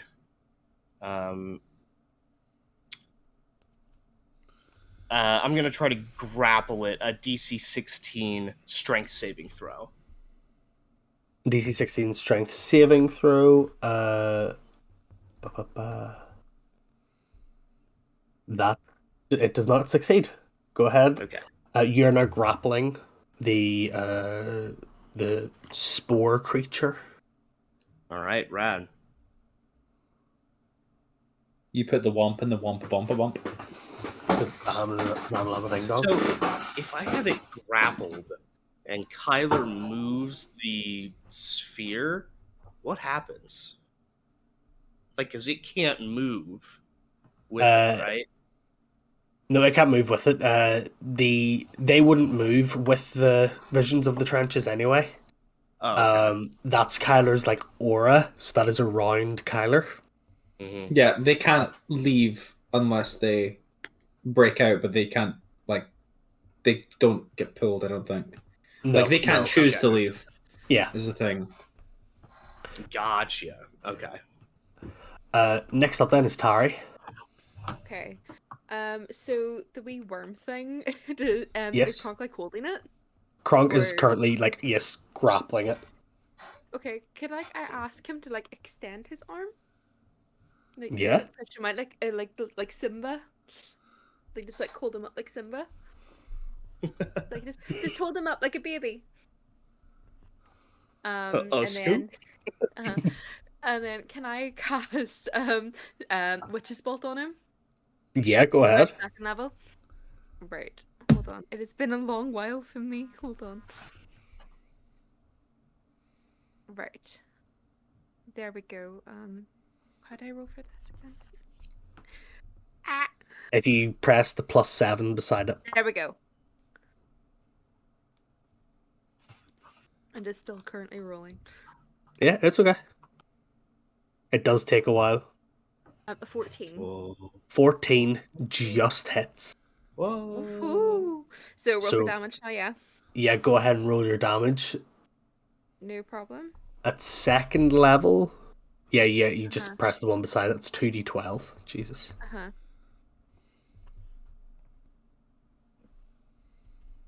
Come on. Come on.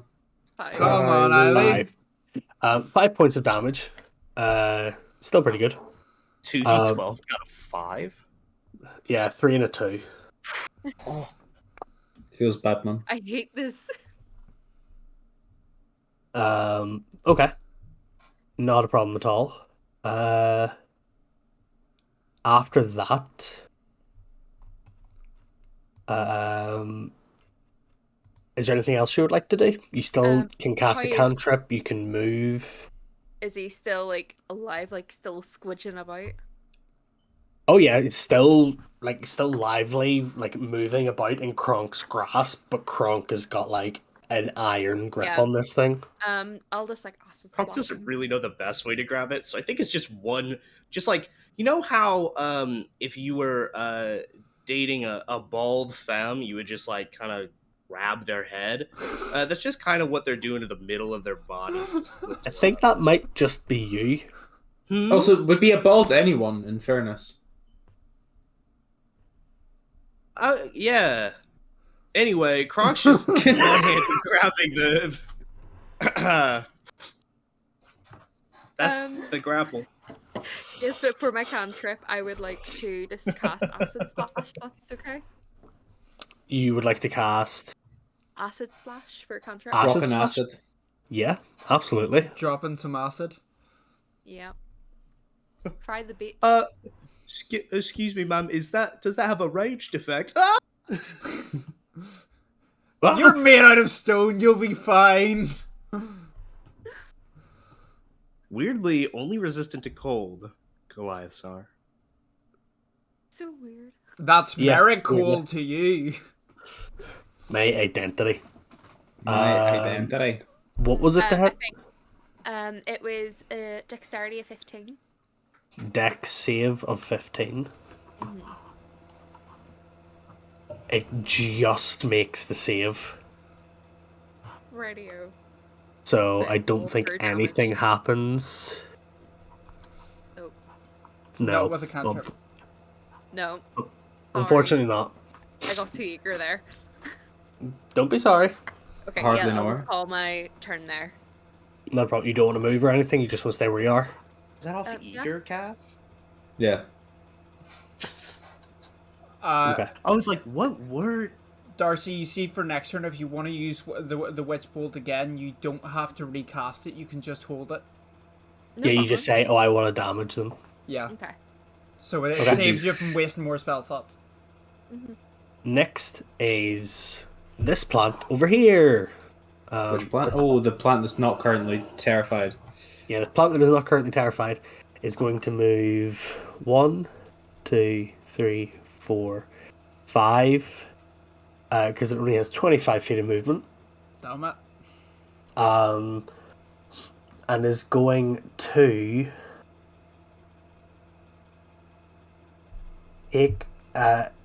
take an attack at Drazian. Drazian does a... Well, it doesn't matter because it's like a 13, so it doesn't hit. Yeah, and it gets it at disadvantage anyway. Yeah. Well, Mux, meant to ask, has my Hunter's Coat changed yet? Or is it just the same for right now? it's just the same for right now. Right, cool. No, just clarification so I know what Yeah. level of AC and damage I'm doing. To get it changed, we're going to like roleplay that. Okay, bit, yeah, so that's don't worry. fine. Just long as I know what I've got for this fight. Yeah. Well, as it makes an attack against you, you watch as it actually like spits out this glob of some acidic, possibly poisonous ooze that flies past you and hits the statue of the mother behind you, and you watch as the wood begins to rot and burn away as the poison hits it. And it's going to take another one straight away afterwards. Disadvantage, motherfucker. 16. 16 misses. Okay. So again, it shoots past, this time going between your head and Tari's head, flying past and hitting like the ground behind you, and you hear that kind of the sizzling acid beginning to burn the stone. It doesn't do anything else currently. Next up is the one that is currently in the grasp of Kronk, so it is going to make a strength check to try and break out. I think If it's an ability check, it has disadvantage because it's frightened. If it's not a save, it has disadvantage. I looked it up. It would have the disadvantage if it was frightened. Unfortunately, it is immune to being frightened. Ah, son of a bitch. I've wasted It is a immune. turn. It is immune to being blinded, charmed, deafened, exhausted, frightened, or prone. Ah, that's funny. Okay. Did you lie to me about the prone thing? You don't know until you try. I didn't lie. I was letting you discover, because you're you're a student adventurer who has never done this before. You would not know the information about these creatures. You just told Chris that Santa Claus isn't real. I hope you're happy with yourself. Hold Thanks, on. kids are crying What do now. you mean? What do you mean? I might- Shields, I might Shields hide sunscreen. All right. I don't you have to make an athletics or acrobatics check, and I oppose it to break the grapple? I think that's how that works. Yeah, but it doesn't have those skills, so it would just be strength. Okay. Well, but either oppose it way, with my check. Either way, no matter what it is, it only rolled a 7, so I do get an automatic +8, so yeah, exactly. So it remains in your grasp. However, it can still ranged attack from where it is. Ooh, tough. And it's going to do 1 poison spit at Kyler. Go on. So Kyler does a 16 does not hit you. Nope. And it's going to turn and it's going to try and make a bite at you, Kronk, because you're within its range for that. Fair. Brave lad. Break your teeth in. Does a 20 hit your AC? Oh, yeah, it does. Okay. You are going to take...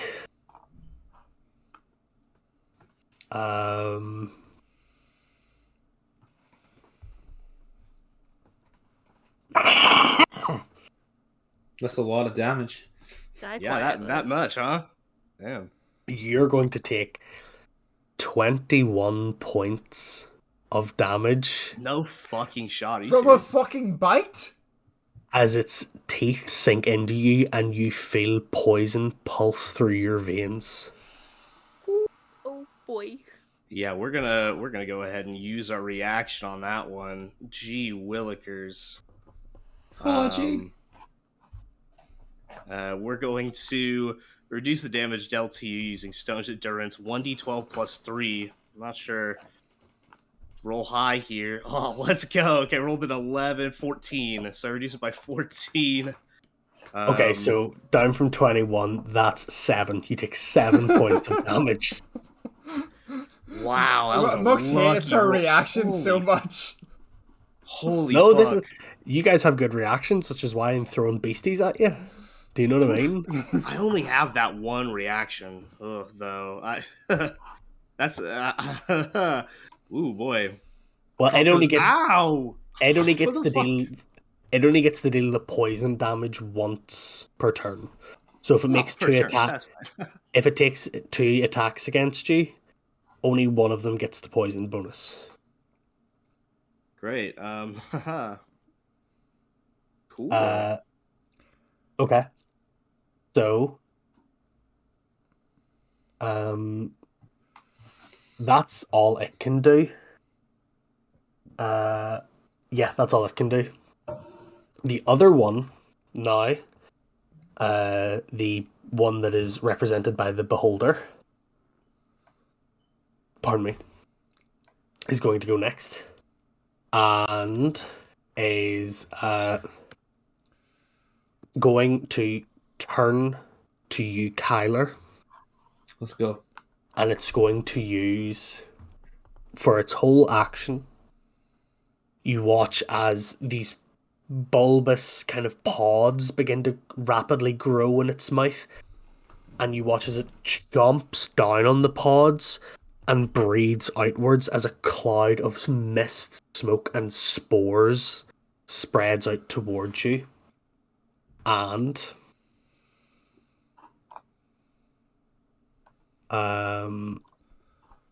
one second.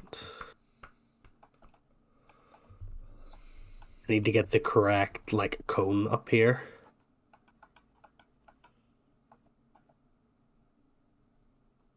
Oh no. Oh, no. Yeah, in a 30-foot cone, I need Kronk and Kyler to both make Constitution saving throws. Okay. Here we go. Oh, fuck. That's a 5. That's a 9. Shit. Okay. Neither of you succeed. Yeah, I didn't think so, to be honest. I Yeah. don't think there's a DC lower than 10. But it does mean each of you are going to take 12 points of poison damage. I can't really intercept that, can I? It wouldn't make sense. So I won't. No, unfortunately Yeah. not. You both take 12 points of poison damage as it breathes out towards you. Cool. And let's see if it does not regain the poison spray this turn. So, there we go. Next up is Dracian. Okay.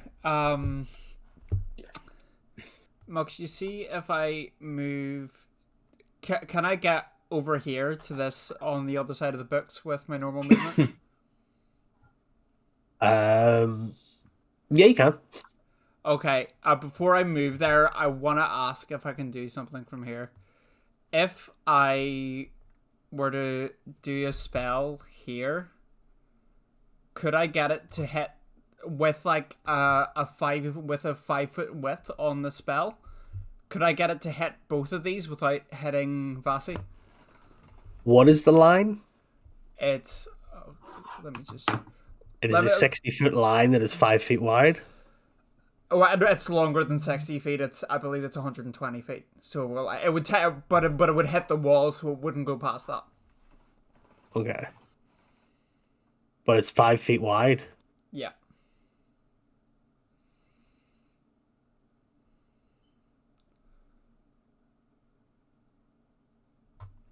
So, where is it? You want to do it from the position that you're going to? Hold on. Let me see where. So I can go to here. So if I go there, could I angle it? So that it goes. So that it hits. Yeah, like that. Yeah. So it hits both of them, but misses Vasi. Yeah, absolutely. Okay, then what I'm going to do. I'm going to use this spell I haven't used yet. I'm going to cast Lightning Bolt at 3rd level. Okay. As Drazian's eyes glow blue, and you see a massive charge of lightning grow in his palm and is released in a line that smashes against the wall, or on the far end of the room. And they have to make dex saving throws? Yeah, dex 16. Okay. So, first fails. Nice. The second just fails. Okay, so they both take 32 points of lightning damage. Okay. Holy fuck.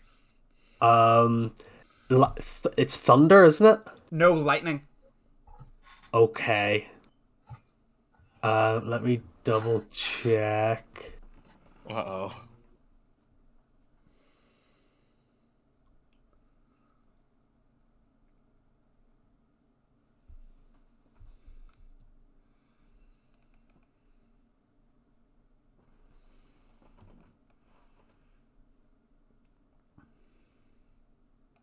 Okay, not a problem. Just had to make sure, because sometimes the way Wizards of the Coast are is lightning and thunder is the same thing. Sometimes it's not. These guys have vulnerability to thunder. So that would have been 64 points of thunder damage. No, Drazian is specifically lightning based. Okay. So it's actual like lightning rather than, because thunder is sound, whereas lightning is electricity. Yeah. Bonus action. Let's see. Which one's closer to me? Yeah, the one that's closer to me, I'm gonna hit him with the Toll the Dead. So I need him to make a. That'll be a Wisdom 16. Wisdom 16. Okay, not a problem. That was a D6. Yeah, he makes that. Fuck. It's worth a shot. It's always worth a shot. Don't worry. Right. I think these guys have fairly decent wisdom, because that's 2 Toll the Deads in a row that have like fucking failed on them. Yeah, they're fairly decent wisdom, or they've just got good rolls on the Toll the Dead. This doesn't require me an action to do, so I am going to use one of my charges of the Hunter's Coat, to do an extra 1. No, you're not. You didn't declare it at the end of the first attack. Oh, it's when you hit the creature with the attack, right? Yeah, I get you. Sorry, usually... I read it wrong. I read it as it's a free action to do if the creature's already taken damage, but I've just read it wrong, that's fine. Apologies. I'm going to make sure now, because I'm worried. When you hit a creature with an attack... Yeah, no, I've just seen it's when you hit a creature with an attack. I thought it said as a free action. I've mixed that Would up that with apply something to else. line spells then? Like, is it Yeah, it's when you just hit it with an attack. line and cone? Fair Yeah. enough. It it was doesn't specify like melee or weapon attack, Mhm. just attack. So Yeah. Or like range spell or whatever. Yeah, fair enough. Yeah. Not a problem. Yeah, then that's my So turn. my own knowledge there. Yeah. Okay, back at the top of the round, Kyler. Vasi is just going to move up now, right beside the crystal, and you can see Vasi is starting to like chop away at the vines that surround the crystal. They look sufficiently leafy, don't they? These plants. They do indeed. Okay, in that case, Kyler is going to swing at the breath weaponed eldritch being that's actually a plant with Trina. Okay. So let's make that attack. And Kronk That's a shout. 6 does A not Kronk hit. 16. shout like A the 16. substitute Chris started speaking. Oh, 16. okay. I'm sorry. Yeah, 16 hits. Okay, so first let's do weapon damage. You go ahead. Chris, what were you saying while that's happening? Okay. Oh, and I was I'll just tell you. curious. Could we like shout to the substitute teacher like, "Hey, can we hit these guys with anything? Hey, if we hit these guys with something, would it work better or worse? Do you know, magical creatures and urbanism guy?" He is just too busy chopping away at this. You can see that he's like fully putting his whole weight behind each swing, like trying to chop away whatever this crystal is. Gotcha. Sorry, Cass. I just was like, wait a second, wouldn't? So that's 14, Ugh. 14 points. piercing. Okay. And then we're going to drop a level 1 smite on his head for 2d8 of radiant damage. Okay. And then how is this creature now? Is it still beyond what would be considered wounded? Well, what was the roll for the? Let's see. Another 9 on top. Yeah, no, it is beyond what would be considered wounded. It is. Then in that case, let's twist the knife with the bonus action and go for searing smite. So a twist and a gust of flame from the 3 blades of the trident for 2d6 fire damage. And I need a con saving throw as well from this creature. 6 fire damage, plus man's got to make a con save of 16 or else immolate. That's a con save of 19. Yep. Okay. Fair enough. But it still takes the damage, doesn't it? It does. You're just trying to 6 immolate damage. the guy I was holding. No, the other one. 6. You looked at the breath weapon. Second attack. Okay. Let's go. 19, 21. 21 hits. So piercing damage. That's a 5. Mathematically, I shouldn't reroll it. And we'll do another level 1 smite for another 2d8 of radiant damage. And go for a saucy little... Another 12 damage. Okay. So... sorry, just doing the math in my head. Okay, not a problem. Yeah, this thing, it's looking really kind of like cut and beat up now, and there is these like burn marks, and you can see like the plant matter starting to like shred and tear away where you've hit it with the searing smite. It's still holding on, but it is looking pretty rough. Okay, that's all I've got. I'm not going to move, so. Not a problem. Kronk, you're up Kronk. next. And Tara, you're after this. I am still grappling the weird not worm thing. Through a review of my abilities, I definitely forgot that I had 2 actions per turn. Whoops. Or 2 attacks per action last turn. I also remembered that I do have advantage on attack rolls against a creature I'm grappling as a feat that I have.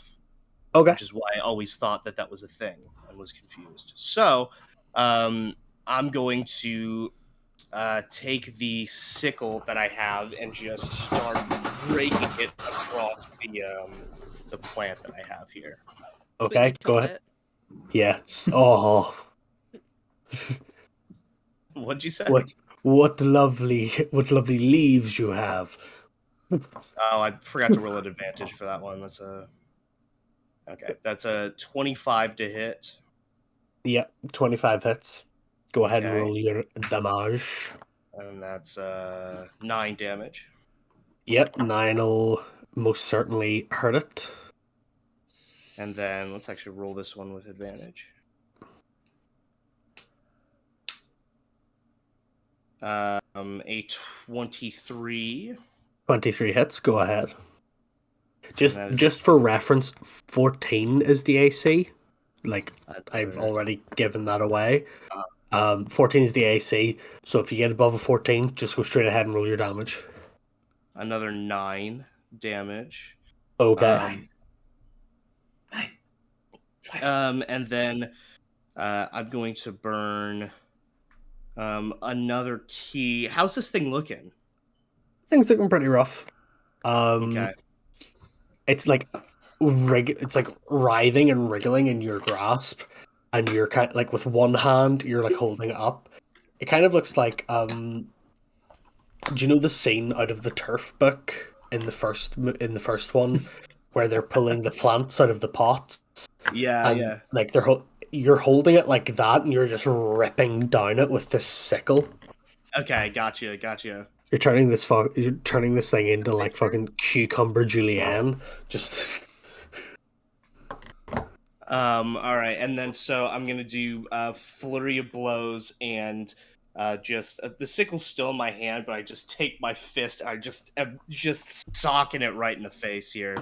go ahead and roll your attacks. All right, it's going to be come on, not 20 here. Not quite. Good enough. 6 damage. And Kronk doesn't know that it can't be prone yet, right? Kronk does not know. No. So go ahead and try to make the dexterity check to knock it prone. Has he figured that out, trying to put the check on it yet, or no? Yeah, as you like put the check on it, you kind of like force it onto the ground, and you watch as its body just writhes around, where the base of it is back beneath it now. It's just like folded over, and you kind of gather at that point. No matter what I do, this thing can just move its legs and be right back up again. Got it. Okay. Then my second flurry of blows attack is going to let's see, 22. And this time, because it's already grappled, it's going to do 9 damage. It's not going to be able to have a reaction until its next turn. Okay, not a problem. Yeah, this thing is like, as you've kind of like shredded down it and then just began like emulsifying its innards by just going boom, boom, boom. It's like the kind of inner hydraulics that are moving it. You can see that it's beginning to weaken and it's kind of like flailing and moving slowly compared to what it once was. Mhm. Is that your turn? Yes, that's my turn. Not a problem. Tari, you're next. So I actually can't move Tari like on Roll 20 just because Yeah. it's just annoying me like life out of me. But if you can like scooch in a wee bit like from the right, Like here? like up a wee bit more. Up and across. Yeah, like there. Okay. Okay. And then can she cast Scorching Ray? Yeah, absolutely. But with Scorching Ray, you can have it on 3 targets. Yeah. So can I target like the 3, like the 2 plants and then that worm thing? Yeah, absolutely. Go ahead and roll your attacks. Okay. I'm just going to check with Scorching Ray if you need. You need to Make us roll rain. each one so you need to roll it 3 times. Yeah, So there's 21. that hits. One of them. So just another 2 times, yeah. Yeah, just roll all the attacks first, Okay, no problem. and then we'll do the damage after. There we go. I think my tablet can only handle one at a time. Yeah, And then the other one is 15. 15 hits. And then the last one's rolling now. And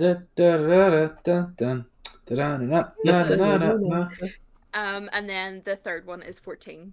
14 hits, all 3 hit. Go ahead and roll.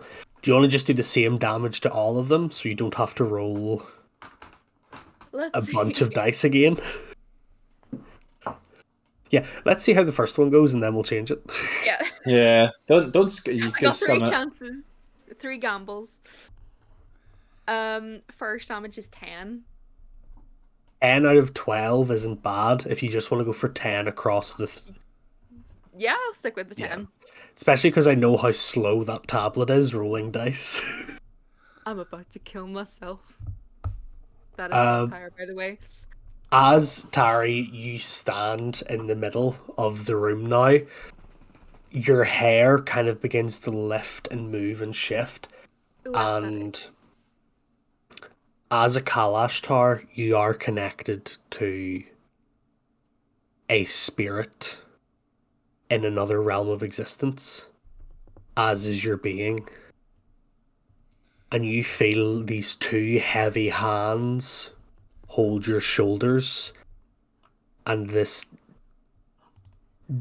deep, matronly female voice say to you, "Burn them, my dear."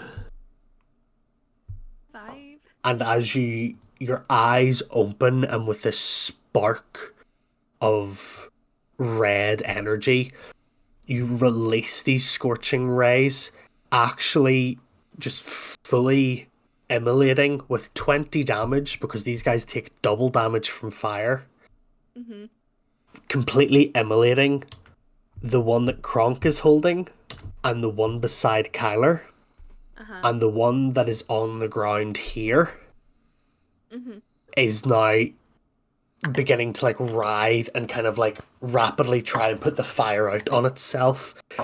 It's not dead, but it is like it's so desperately trying to put the fire out on itself. Are the other 2 dead? The other 2 are dead. Cool. Hold on, just 2 wee seconds, because my D&D Beyond has decided just to poop itself. That's okay. Cherry tap it. Cherry tap it. I'm honestly surprised nobody. I was gonna say I'm surprised nobody went for fire before this, but Kyler is water. Drazian is exclusively lightning, and Kronk doesn't have spells. Kylo did use does fire. have- Wait for the searing smite. True. Sorry, and then just for my cantrip, can Yeah. I have Celestial Burst on them? Yeah, absolutely. Or the one that's like writhing, the one that's still alive. Yes. Blow his head open. Go ahead and roll an attack roll against it. No problem. 25 years later. If that was your roll, I was like, damn. Yeah, I thought you were going to say 25 to hit. The anti-GB, holy shit. It actually is a 25 to hit. It is actually a 25 to hit. I Good, can very see good. it. Does it hit? Yeah, that hits. Go ahead and roll hope your. so. Go ahead and roll your damage. See if it's shit. I'm gonna yeet. 1. Uno. Dos. You have Uno, dipshit. It came with your It's Xbox. a 1 and I hate It's a you. 1. It's a 1. I hate you. Never Amazing. mind. Me The making a spirit of joke. GB lives on. Apollo and the price and the gift of prophecy. I'm gonna listen have- to Eli from now on. Apollo You have giveth, Uno, Apollo dipshit. taketh away. It came free with No. your fucking Xbox. I have the oldest Xbox known to man. I have a day 1, and it's still got fucking Uno. But yeah, I'm just gonna call my turn there. Yeah, as like this thing is burning, you kind of like let loose like another blast of like celestial energy this time that flies through the air and like curls, and hits one of the leaves, and it just knocks the leaf off, and it doesn't stop like the rapid like padding of trying to put the fire out on itself. I did something. At this point, this creature, in a effort, like a last ditch kind of burst of, oh god, please let something happen. Like I don't want to die kind of vibe. It is going to. You watch as it sticks its head in the ground. And let's see here. You're all within the radius. What the fuck? Whoa. Reggie. Oh shit! Where are my vesticles? Reggie? Reggie? Where are my resticles? Scoop, when I said they meant fixings, I thought they meant like fixings on a sandwich. Reggie, where are my vesticles? So, within 5 feet of each of you, pops up a spore. A little pod that pops up right beside you and grows out of the ground rather rapidly. Now,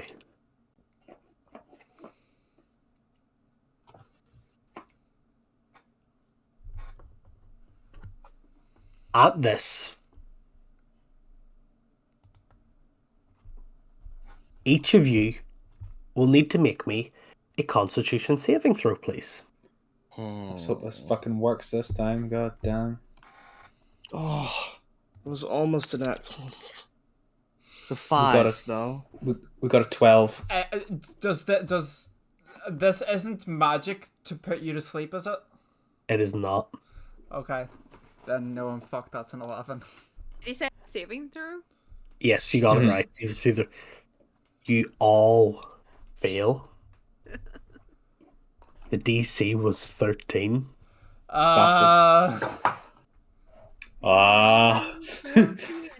Each of you take 10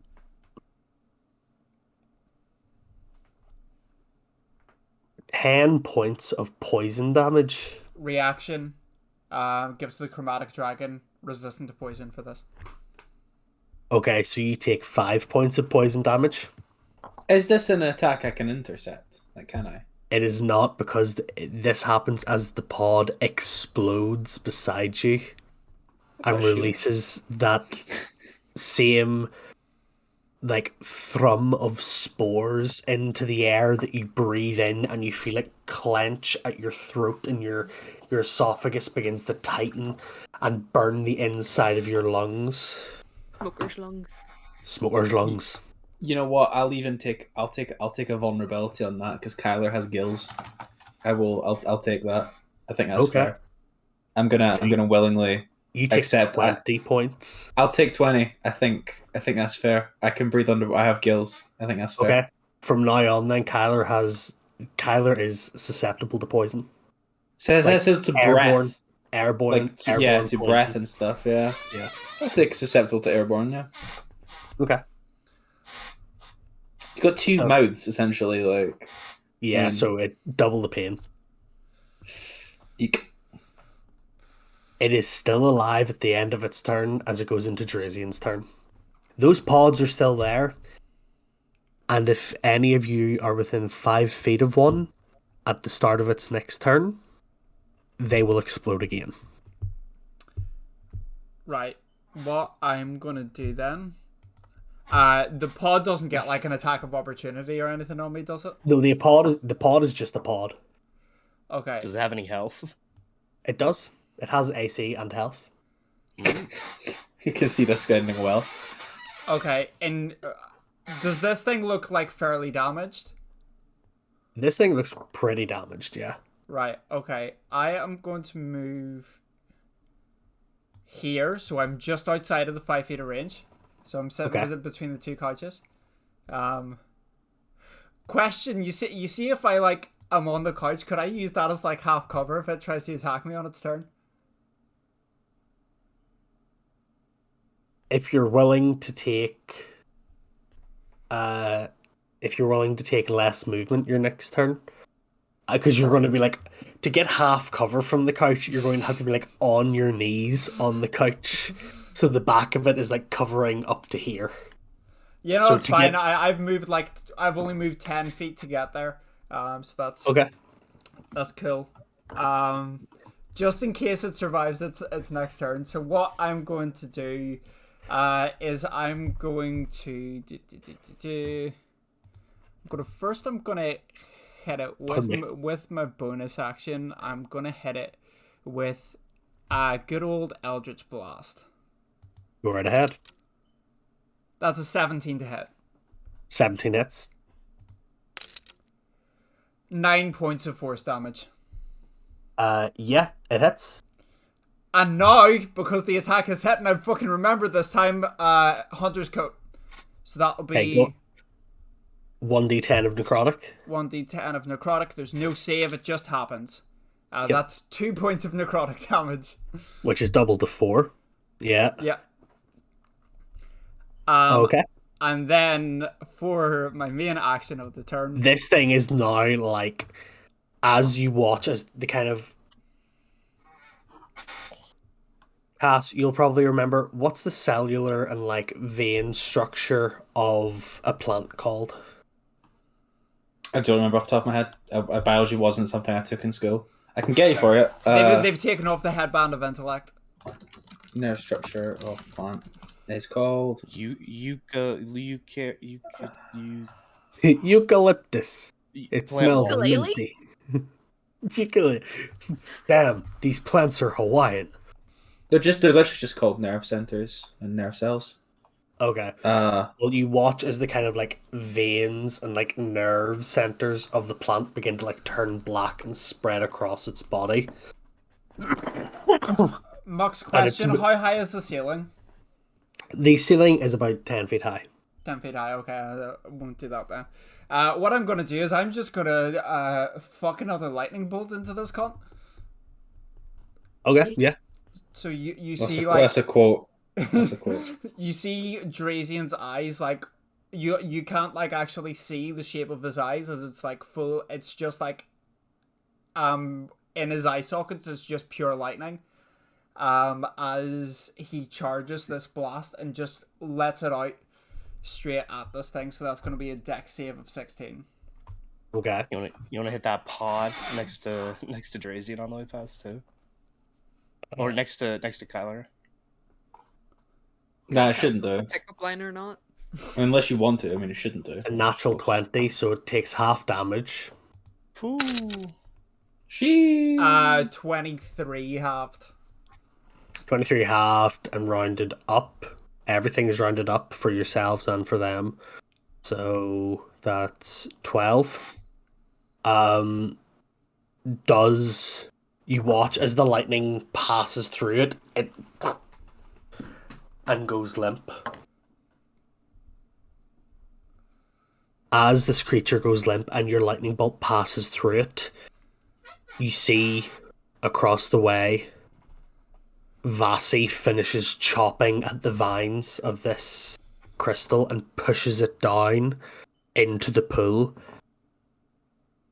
And you watch as the pool begins to shimmer and turn a different colour. And Vasi actually takes a step back and goes, okay, that should be us now. Usually the crystal is the source of the break between the planes. Some sort of concentrated arcane energy. And Vasi turns his back to the water and looks to all of you and begins to speak and goes, and for that, I would really like to thank all of... Did the spores die?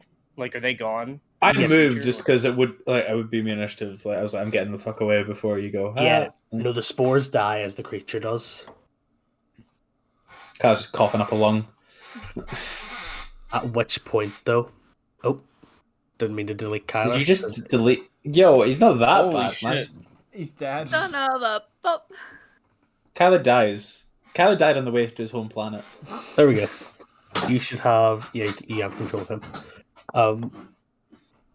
As Vasi is speaking, you watch as all the plants around that are still here, and not like the dead living ones, but like the actual plants, like the leaves and the vines on the wall, the rows of flowers that surround the water, begin to shiver and shake and rumble. Can I move up to Vasi? You can. Vasi has turned back at this point and is looking, peering over the edge of the water into the pool, wondering what's going on. Can I put pop a health hand on his potion? shoulder? Can you pop a health potion, did you say? Yeah. Yeah, you can pop in a health potion. Kronk, you have your hand on Vasi's shoulder. Tari and Drazian, what are you guys doing? Can we like motion them like to come like back over to us? I'm like, can you Yeah. come over here? Move, don't think you want to be standing there. Vasi, this looks like I like the crystals as much as anybody, but this seems like a horror movie. You know what I mean? We should Like, we've got get plenty out of of here, pretty- all right? We've got plenty of pretty crystals. Come on, that's just another one. Come on. As you say this, Vasi is still like looking over the edge and kind of in, going like, what's going on in there? And as Vasi continues to kind of look over the edge, Kronk, you see a large green hand begin to reach out of the water and grip the edge. Bigger than your hands. One of these hands is about the size of your chest. How quick is it rising? It's rising noticeably quick. You can't see a body yet, but you can see one of these hands. I'm saying, watch out, Vasi, big boy, and I actively wrap my hand behind, like around his chest and start taking like slow steps back. I say, is it all right if we get out of here? Vasi. Oh. Oh, go ahead, Tari. I was just gonna say, like, for Ogre Man, swing him over your shoulders. Sorry, I heard a door open there. I don't know if Amara just opened her door. I think it was the front door. Do you want me to go check? Yeah, could you? Just in case like the wind was too strong. Hold on. Yeah. While that hand climbs, I'm just gonna just top up with lay on hands. Yeah, I just want. Sorry, you guys talk amongst yourselves for a second. I just want to go be sure that whatever. Should we go to 5 for the minute? Should we... Yeah, go to 5 for now. Cool. Okay. Go 5. Cool. We will be right back, guys.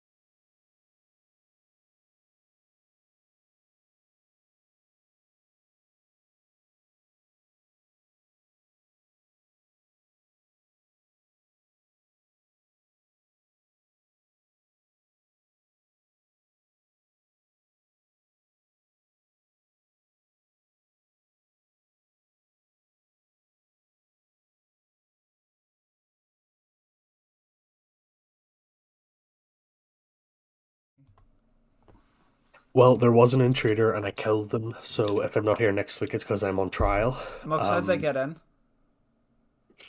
Through the Intruder door. window. Yes, yes. In through the window. So, yes, rolling right back, and as this large green hand is beginning to climb out, another grips the edge as well, and you see rising towards you what can only be described as some sort of mutant hobgoblin is rising up towards you, Kronk. What is oh shit, what's this professor's name? Vussy or whatever? Vasi. Vassy. Vanissi. What's Professor Vassy doing right now? Vasi is just entranced with like this happening, and you don't know why, but Vasi is just like looking as this is like coming up towards him. Can I go? Can I go tap tap? Do you consent for me to save you from danger? Vasi at this point turns around and goes, "Sorry, new thing. I get very intrigued. Yeah, let's step back." All right, excellent. And so we're gonna take some steps back. My hand Kyler's- is still on him. I'm guiding him away. I don't want him to get got by a hobgoblin thing. Yeah. Kyler at this point is taking a charm, an amulet in his hand, and just chanting something for to retrieve a spell slot with that feature, whatever it's called. Your boy Kronk is gonna take a health push at this point. As this creature begins to step out of the water, what first you thought was a hobgoblin possibly still is, but you're not quite sure. It looks different than hobgoblins usually would. It looks larger, it looks angrier, it looks more feral than, because goblins tend to be quite civilized folk. Yes, there's the stereotype that they are like very quickly irritable, but they tend to be quite civilized. This thing is in every way possible devoid of any form of sentience, and its only thought is kill. And as it rises out of the ground, you see it, and it is not a pleasant sight that comes out of the water to meet you. Professor, what's the plan here? We fighting or we running?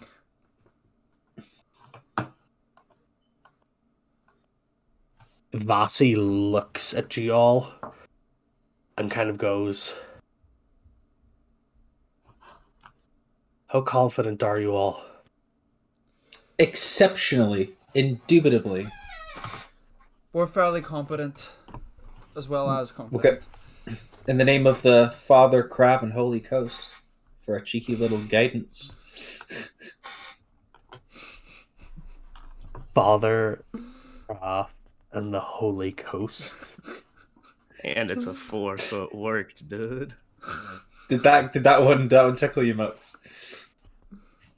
I did a bit, I won't lie.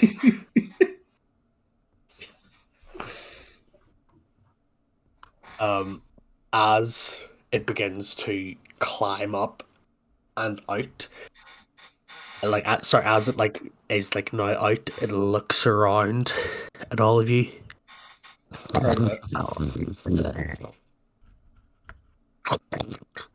Don't say. And it begins to charge. You guys are going to keep your initiative. Cool. And this guy is going to get his place in the initiative, which is boom, boom. Staying on the sofa was a good move. So far, Ah, ah, ah, ah. Watch him charge towards the sofa. so good. So far. Sofa D's nuts. It So far, did only get a 7, so it is last in the initiative order. Excellent. Oh no, Kronk, it looks like he's got a case of bofa.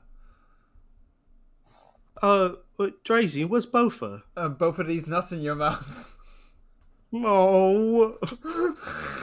Tracy in. Fuck, dude. Kronk somehow rages. Kronk enters a barbarian rage. Drazian manages to bait Kronk and give him a level in Barbarian. is that all it takes? Just someone pissing you off enough, you get a level in Barbarian. Yeah, because Kronk doesn't get angry, but if you get Kronk angry, he gets a level in Barbarian. That's how it works. I mean, it's like whoever pisses off Kronk, be they worthy, shall gain a level in Barbarian. Do we commence then? You do indeed. Or- Go ahead, Okay. Kyler, you're top of the round. Let's go. I rolled guidance in case I needed to re-roll initiative. I'm not even gonna lie. Let's get right up in this guy's ugly mug. Is he occupying this square? Or do I just like where can I hit him? That's like here. Is that fine? He is, yeah, he is. So I was like gonna go occupying- here, but his like hand was there, so I was like probably not. Yeah, you're close enough there. Okay, let's go for attack numero uno. 20. Dirty 20. Okay. That- Yeah, that hits. Yeah. Yeah. Okay, so weapon damage is a 2. We're going to re-roll that with Piercer for a 1, son of a bitch. So 7 piercing damage. Okay.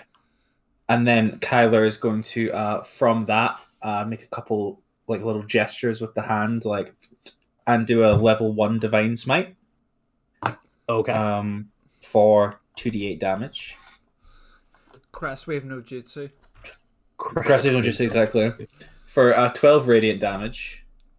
Okay. And then as Kyler's kind of pumping energy, clasps the hand down for after this initial wave smacks, a second smaller wave of light races up the arm for a surging smite. Okay. For 2d6 damage, Okay. which comes out to another bonus 3 radiant damage. 3 radiant. Okay. 3 radiant, and then second attack. I thought searing was flame. No, it's surging smite. Surging. It's Surging. surging, surging smite. Second attack. All good. Yep. Okay. An 18. 18 hits. Go ahead. Cool. Weapon damage. That's a 2. Just reroll that, and it's a 5. So 11 piercing damage. Okay. And then we'll use our last level 1 spell slot for another Divine Smite. So that's another 12 damage as the blade sings with divine energy at the point of contact. Okay. And that will be my turn. Not a problem at all. As you like, just basically just. I'm trying to think of the word. Barrage this hobgoblin troll beast with a flurry of just kind of like aiming. Have you read Dr. Stone? Mm-hmm. You know the spear technique that he uses in that with like the tube and the spear through the tube to just like hit loads of times. It Mhm. looks like that. A few of them bursting with this kind of like radiant energy as it hits. And he does look hurt, but he doesn't look as hurt as he should.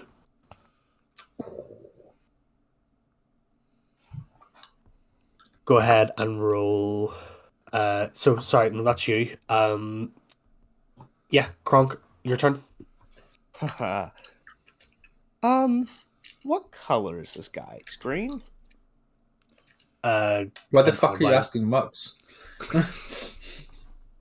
Well, you described it. You described the. I said hand yeah, coming. like a giant green hand, but I thought you meant like the token. No, I don't like know. Yeah, no, he is huge and green. Does it appear to Kronk that he might also be plant-ish? Possibly.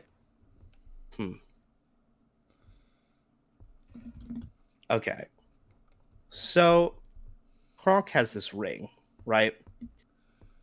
A ring of spell storing that was bestowed to him that has 5 levels of flame strike. That is correct. A 5th level flame strike, yes.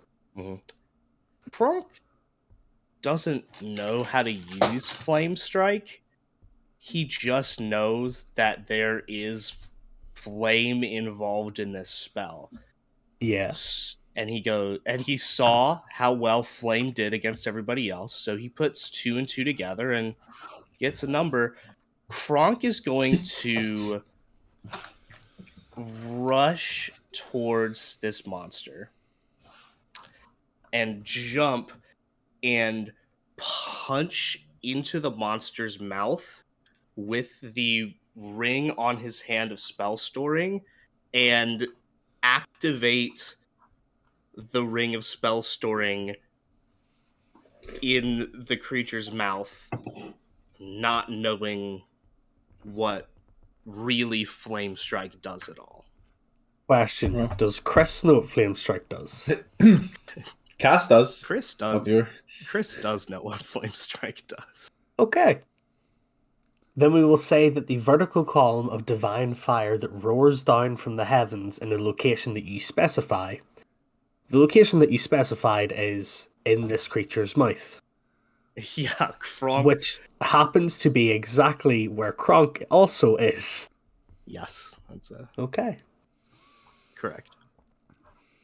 So, just to be sure here, This is gonna go well.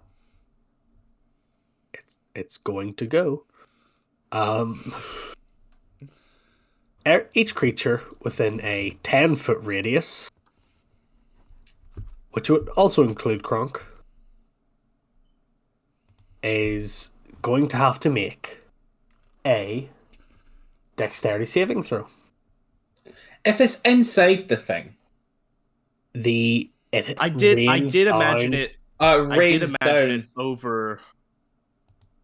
I did imagine it over a little bit further. Chris imagined it over a little bit further, like center of mass of the beast. The thing is, you said the mouth, so it would be here. You did, in fairness. You didn't say hit the stomach. You said We got it. Let's take it. Let's take the licks like a gangster. All right. Is Is this an attack? Is it an attack? This is an attack, not something that you would be able to intercept. Boo! I can totally hit fire. Fuck off! It's so easy to hit. It's like tiny. What's the DC? Every creature in a 10-foot radius, 40-foot high cylinder. So it actually Donatello. It hits the ceiling and like spreads out across the ceiling. So the DC, I believe in a spell storing ring for a spell that you're not I don't. comfortable with, the DC is I'm punching it. We could go off my strength. Let's not.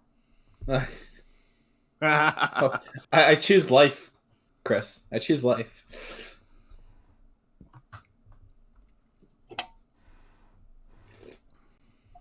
Oh, it's of the original caster, so I need to go back and get that. I need to go back and get the stage no. shape. 1 second. Because the original caster is someone that's able to cast a 5th level spell. Let's put it this way: Drazian's spell DC is 16, and Drazian can only cast 3rd level spells.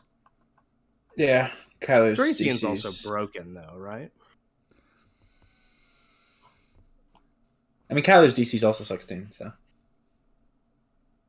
Yeah, like 16 for level 5. That and like the stats that we have, that's about right. But you see, once you go up like to like casters that can cast 5th level spells, you're looking at potentially 18 to 20 DC. It's probably going to be like 17, 18.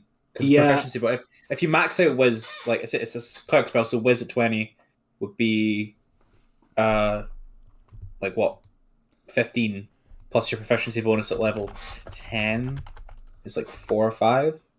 Yeah, we're looking at 18, 19, 20. Go ahead and roll your dexterity saving throws for me. Big man ting, it's not looking good. You bastard, it was on 18. That's a 7. Okay. And Kronk does roll a 25. You dickhead.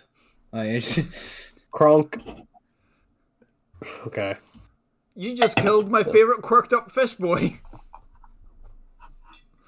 That's a 46 times 2, so 4 times 2, 8 times 6. It could come. Kyler. It can bring me to 1 HP. Kyler. If it rolls max, yeah. You take 36 points of damage. Christ on a fucking bike. Let's go. Kronk. Yeah. You take 18 points of damage. Okay. I bet this thing succeeded as well. And this thing did not succeed and takes 36 points of damage. Thank fuck for that. Also stopping its regenerative abilities because it took fire damage. Well, who's the real winner now? It's not Kyler, whoever it is. If it takes fire damage, the regeneration does not function at the start of its turn. It only dies. Well, I'll let you know when it dies. Well, if you've read the surveillance guidebook, you might know. Oh, I know what this fucking thing is. So, with that, Kronk, what else would you like to do? Kronk goes, oh! Why didn't anybody tell me that's what Flame Strike did? That's why you don't fuck around with magic. You do turn around and see Kyler with like steam coming off of him as like the water that is kind of always on Kyler is like just instantly boiled and went, and Kyler's just standing there steaming. Just I can do this all day. I can do this all day. Is it a bonus action to feed someone a potion of healing? no, that would be a full action to feed someone else a potion. It's full action when you're feeding someone else. Yeah. Hmm. And you just used your action on casting that. Could you cloak? Yeah. Is that bonus? No. Cape of a Monster I'm Man pretty can, willing. so- I'm pretty willing to get out this thing's face right now. I'll be real. Okay. Let's see. Well, I would say that would count as an attack action. I would. It would count as an attack, but that's. Are you talking about flurry of blows by any chance? No. Okay. Mm, Well, actually, that wouldn't count as an attack action because you're using an item. Unfortunately. oh shit. Feels bad, man. Let's see. I respect the hustle, but So he couldn't use flurry of blows off of that then, no? no. F. Oh dear. Let's see. Not an attack action. Wow. Well, that's something. I would like to then. I would like to spend a key point to take the dodge action as a bonus action on my turn, Okay. and I want to take the additional 10 feet of movement I have and move behind the fella. Okay. And like hope that that is taunting him away from the gang. You know, hitting him with a fist of gigantic fire and pain. Yeah. Okay. Wow, that was that was fun. And with that, Tari, as you have just watched heavenly fire rain down upon these three individuals, it is your turn. How far away is Tari from the big gobby monster? The gubby bub. You're 30 feet. 30 feet, fab. Can I thunderstep into Christmas? Yeah, you can. Okay, Can you he'll what? need Constitution of 15. Let's see here. This spell was called Thunderstep, so I thought like step into Christmas. I thought I'd have a wee bit of humor, but it didn't land. It landed like a ton of bricks. Actually, just like my humor. I should say, Thunderstep, the damage happens in the area that you leave. Okay. So you would need to like, Be up in close quarters with him to do that. yeah, it may And be also- better For to me to run scoot up. on over to him, yeah. Okay. Run up, grab Kyler, and then Thunderstep away. Okay. Yeah, I'll do that then. Okay. So Kyler, Tari runs up beside you, grabs onto your waist. Do you allow? You can Yeah. Yeah, I consent. Okay. I'm gonna let Kronk take the shit from this, to be honest. That's- Not a problem. Oh god.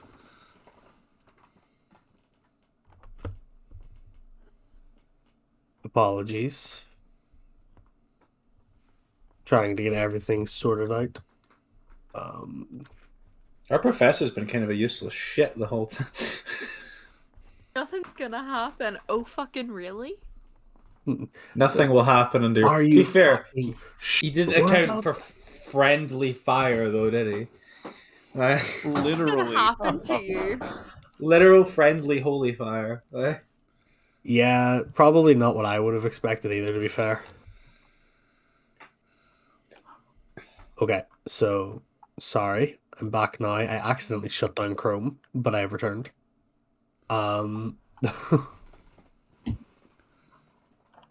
So let's see. A Constitution saving throw of DC what? 15. Yeah, 15. 15. Okay. It does not make it. Okay. So it takes the full damage. Go ahead and roll your damage for that. Okay. Hold on. I think I accidentally hit it twice. That's okay. It's only come up once for me. 21. 21 points of thunder damage. And where would you like to move to? You can move anywhere within 300 feet.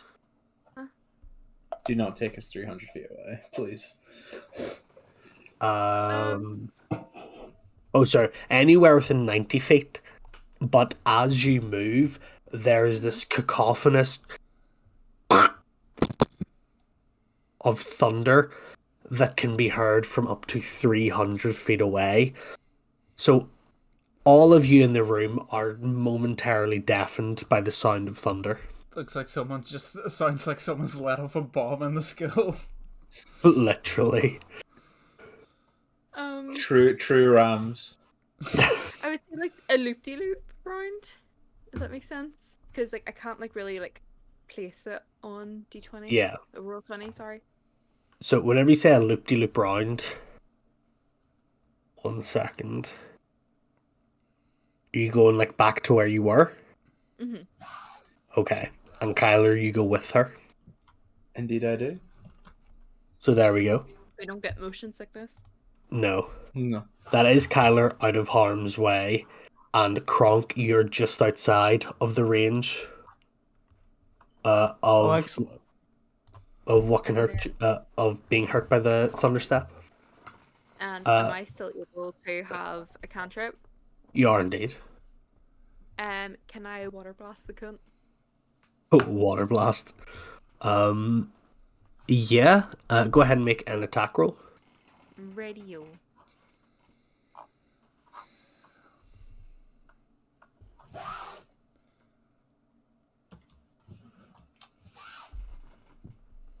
Um, 22. 22 hits. Go ahead and roll your damage. Radio, no problem. So, Drazian, Right. it would be knowledge to you Mm-hmm. that after the spell Water Blast, targets hit by this spell gain fire resistance against the next fire damage attack, but gain vulnerability against the next lightning damage attack. Oh shit. Do you remember what Moccasin used in Turnitress? Yeah.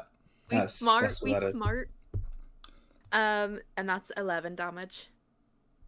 Okay. Okay. What I'm gonna do is I'm gonna move over here so I'm within 5 feet of Kyler.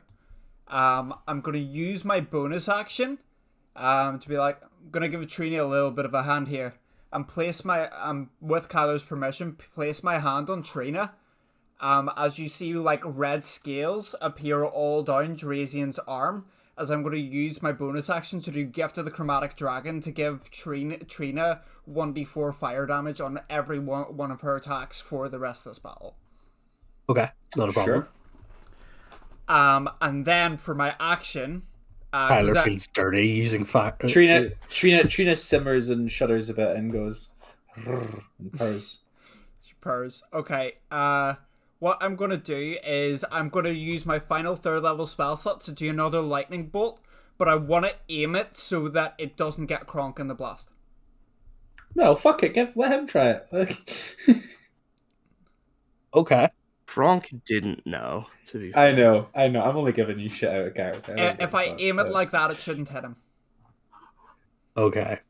It shouldn't, but it does. No. You know why Kronk It hits doesn't run the... It hits the water, and Kronk You know- gets electrocuted.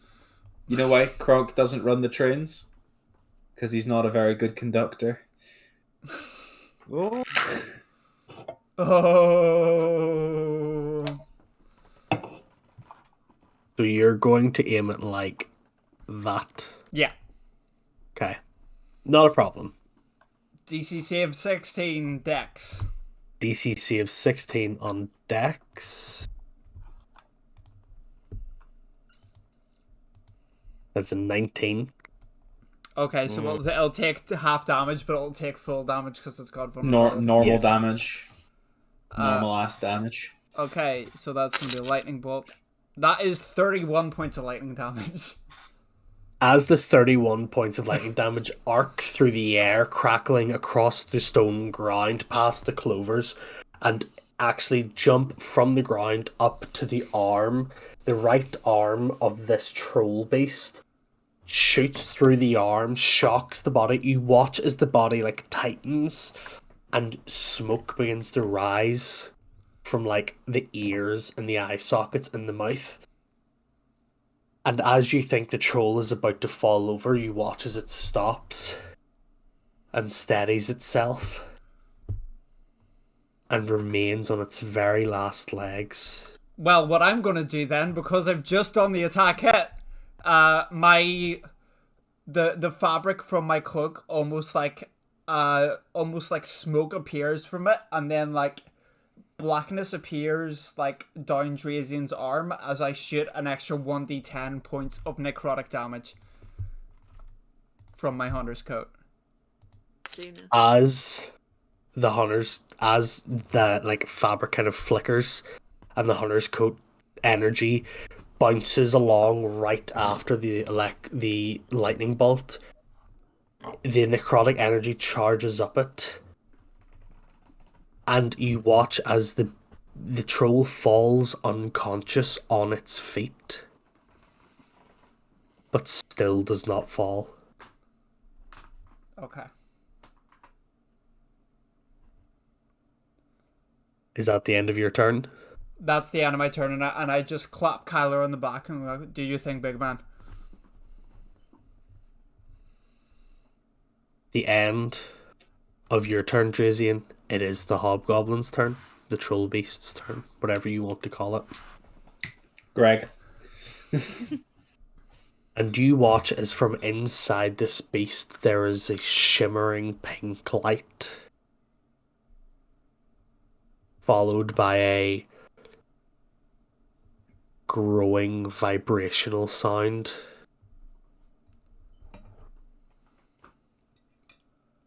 Or three of you, and probably actually Kyler as well, thanks to the headband of intellect.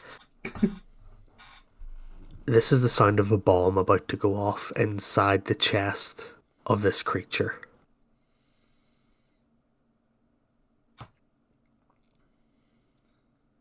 Not run.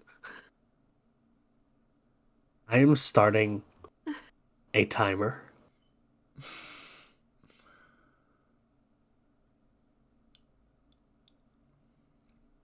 There is going to be a 5-minute timer in real life that you guys have to make it past the swarm of pixies and get out of this temple.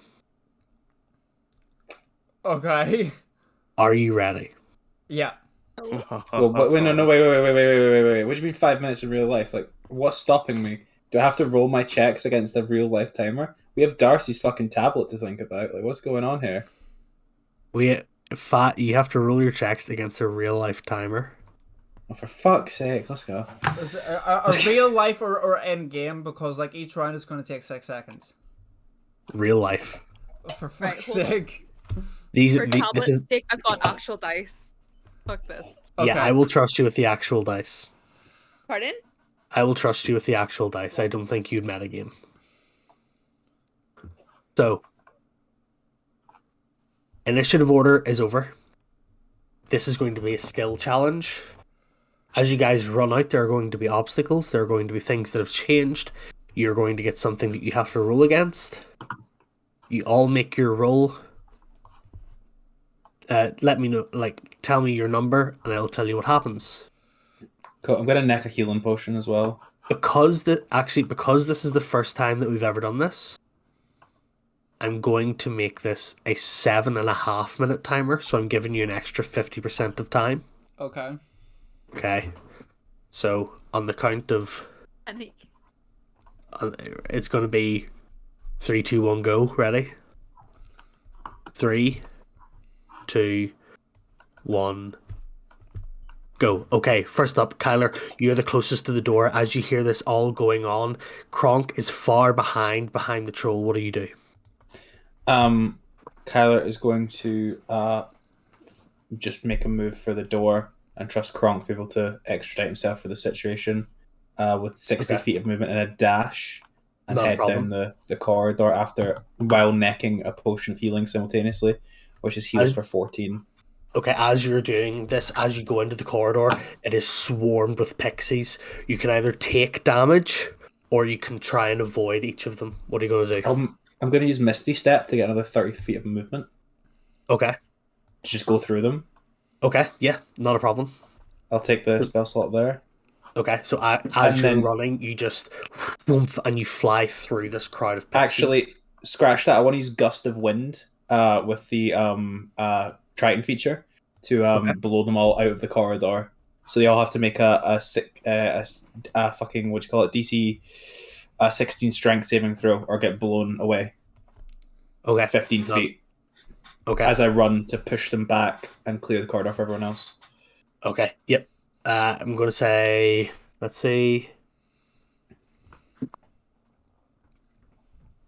Yep, they fail. Okay, all the pixies are just blown back out of the corridor into where the kitchen is, and they're now just swarming around the kitchen. Not enough to be an obstacle. Everybody else, this is not initiative order. If you want to move your tokens, you move your tokens. Right, okay. I'm grabbing Tari's hand and gonna leg it the 60 feet. Okay. Is the crystal grabbable? The one that's in the water? The crystal is no longer in the water. The crystal is in the chest of this troll, and it is what is about to explode. So we're not Did going by anybody yell at initiative? Kronk that it was about to explode? No, nobody yelled at Kronk. Kronk, run! She just As Kronk, do you reach for it? Yeah, Kronk Okay. like, Vasi just shouts, "No! We need to leave! why? It's going to explode!" Well, fucking say that next time. Jesus Christ! Grab my hand, Vassie.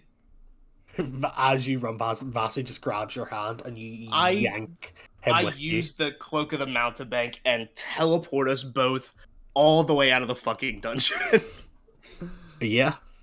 Like, Absolutely. literally, it's 500 feet. We are out. We're gone. what are Yeah, you? you guys are back at the start. You're all the way over there.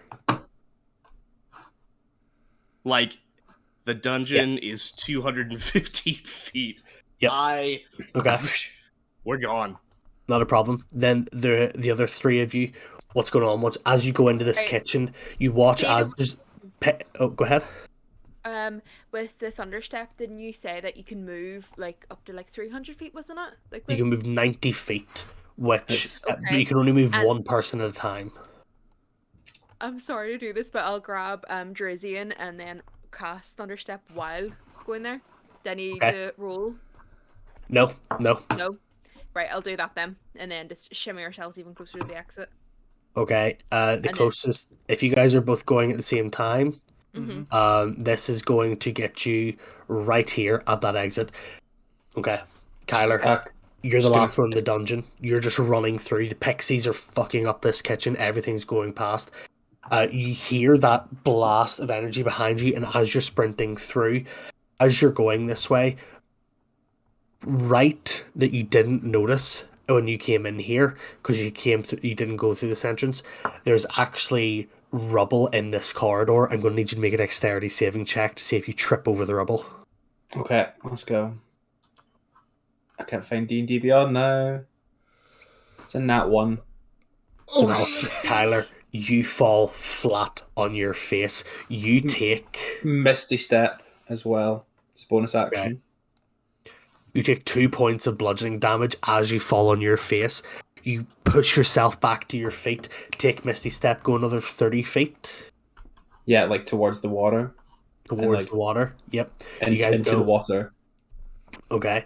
As you guys everybody manages to make it out in time with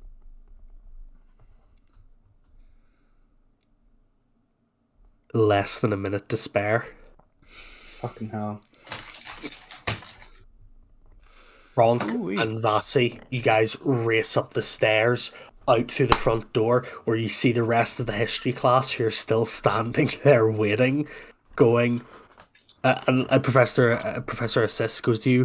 What's Take going cover on? right now. Take cover right now. And Kronk, like, reaches his gigantic arms over everybody as much as he can and just tries to shield everybody because he has no idea how big this explosion's gonna be. No. Harry, Are we in Kyle, the... How What? far in the water are we? Like... you guys jump on Geraldine's shark form, Getaway shark! who's Geraldine. well, Tari and Drazian jump on Geraldine's shark form. Kyler just like perfectly swan dives into the water. And you all manage to get a good 30-40 feet underwater before you feel the ripples of the explosion carry through and shake the water. And it feels uncomfortable because of the pressure build around you due to the water and the water depth. You actually feel the ripple of the energy in your chest. And it's an uncomfortable feeling. Kronk and Vasi up at the top of the steps. As you're kind of covering everybody, there's a second of silence where you're like, oh, maybe it wasn't too. And as you turn around to look, you watch this immense blast of pink light like fill the dungeon, and you watch as the rubble falls in on itself, as this entire dungeon collapses in on itself. Possible eons of history lost because of a portal to the Feywild. Professor Assis looks at you and goes, "What did you do?" Can Kronk somehow, someway pull out the king and queen statues and go, but guess what I rescued?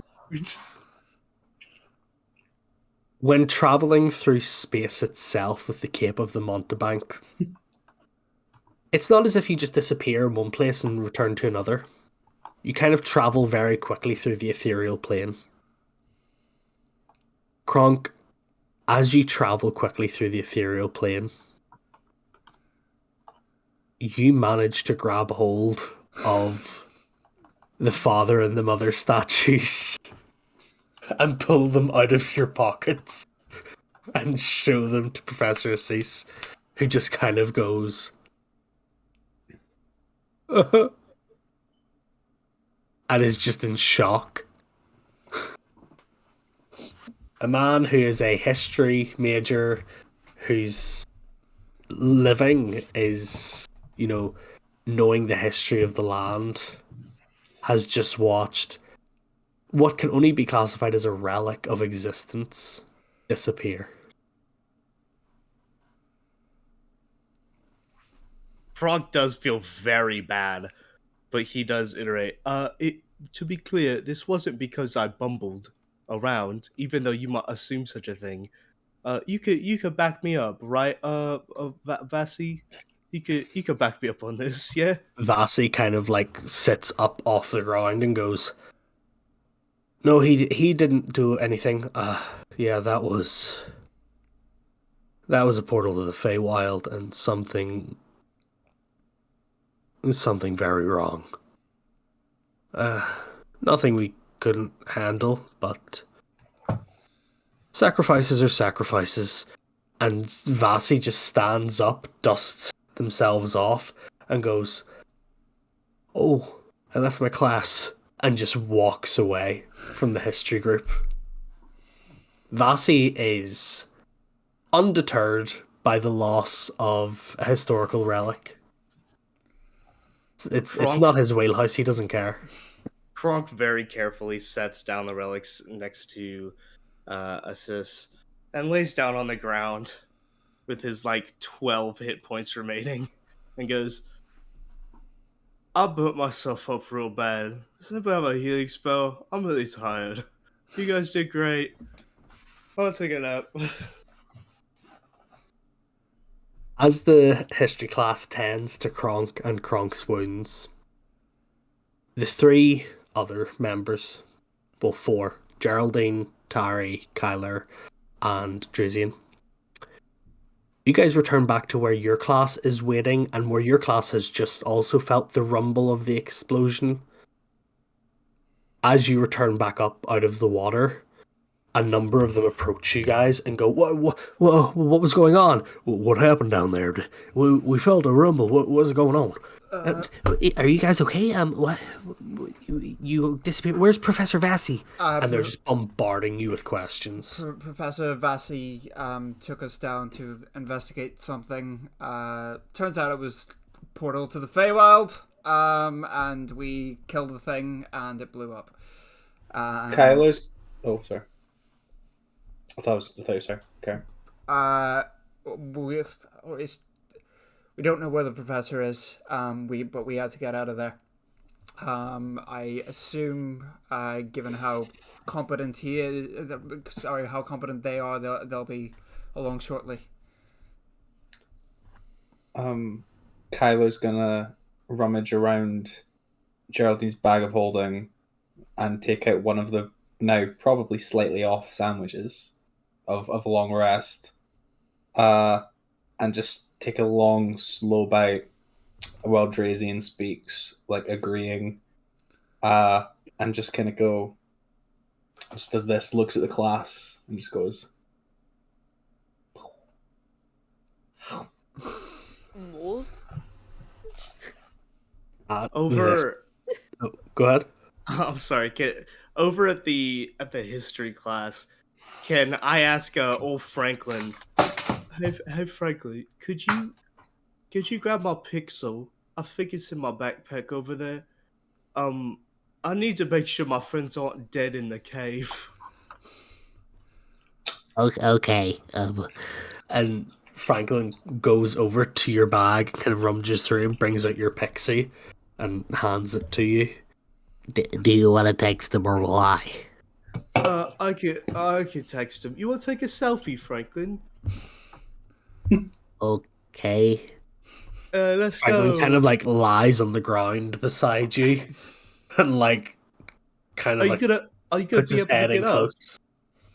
I know you can't got a shell there. You gonna be able to get up? That's a stereotype that I don't quite enjoy. Oh, I'm so sorry. That's my bad. Smile, Franklin. That's it. He does the closest thing that a turtle can do to a smile, whereas like the sides of his lips just kind of go. Is this Nordle's grandson? This is Nordle's younger cousin. You saying all turtles are related? Well, Yeah. they happen to be related, but that's besides the point, Ela. Who okay. is Kronk texting? So I just sent it to the group chat like, hey, I'm back with Franklin and the gang of the history class. I got the professor out of there with the cool teleport cape. Are you guys alive? I'll be really sad if you weren't. Kylo's gonna just shoot back. You see that the first person to read the message, and it panics you for a second. First person to read the message is Lilith. Red at 2:00. Left on red. Kylo will text back. Knew you would. Trident emoji, wave emoji, heart XOXO, and then it's gonna look up and like, who's nearest? Who is anyone approaching Kyler to try and get more out of Kyler from this? All the students are Explanation. kind of like equidistant, like asking you questions. Who looks the most concerned? Do you want me to insight or like something? There's one. No, it's pretty easy to tell. There's one hot kind babe. of. Yeah, there's one really It's sexy. not what we're doing. It's not what we're doing. I'm sorry. There's one really sexy female Triton who's like looking after you and going, "Oh my god." You said there was no other Aquans here. It's okay.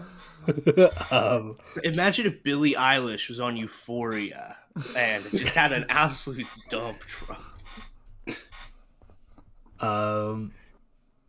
There is this kind of blonde hair, blue eyes, very like machismo, like classic Chad hero adventurer type.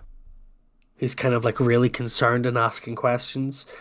Kind of he looks like he would be like head of the student council kind of person. Kyler munches the sandwich, coughs, and there's like a little bit of blood and lettuce. Looks at this student council guy and goes,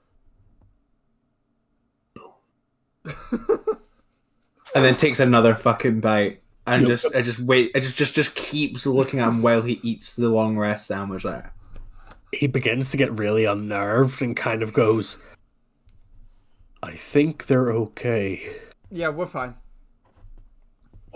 And like kind of ushers the class back. I mean, aside from those poison spores, I didn't take a hit. At the back of the class, rolling some sort of a herb that they have ground up from the Tranquil Grove, putting it into some rolling paper and beginning to spark it up. You see a class member who looks significantly older than the rest and is most definitely someone who is repeating a year here at True Arms. Yeah. Kind of lights up a joint at the back of the class and just goes, "Just another day at True Arms." And that's where we're going to end the session. Hell yeah. Because it is 25-1. That was quite a fun session for me. You guys are. This is a very fun crew, and I really want to get Darcy back in to do some proper role play. Yeah, can we have Darcy back next week to do some proper RP stuff? I mean, we might get Darcy and Nix in next week. Please, that'd be so good. I need to have RP moments with Darcy next week. Is Nix playing a Warlock? Is that what's going on? I don't know, but I would say probably not. I don't think Nix likes Warlocks. Yeah, never. Yeah, thank you very much, guys, for coming. Hopefully you enjoyed this episode as much as we did. Hopefully you had the laughs that we did. Hopefully you'll go to bed and have wet dreams of Tari with Billie Eilish and Euphoria dump truck looking ass. Yeah. Much love to everybody. Yeah, Darcy and Nick's dicks. Yeah. That's what it will be. Dick's Excuse me? Because if I'm not mistaken, there's a chance we'll probably be missing 1 or 2 people next week. As is the usual. I think Kat's definitely still out next week. I think Kat's out next week, and chances are Alaska will be with job timing. Alaska's probably out as well. Yeah. Yeah. So yeah, chances are next week we'll have 2 guest slots. We'll get some RP done, and we'll have Nix here as well. Nix Tarina. So thank you guys very much for coming along. Let's see who is alive. The welcome in are live. So I think we should head over to them. Yeah, let's go over to welcome in. Go show them some love. That might be back next week. I don't have the schedule in front of me currently. Yeah. For those of you who don't have the Eli raid emote, go use your points. Go unlock the. If you have 480 points, go choose an emote to unlock. Get the Eli D20 raid emote, and get ready to go over and show some love to the welcome in. Some great players, some great storylines, and we love you all. Sweet. We'll chat to you later. See you next week, guys. Bye. Bye. Bye-bye.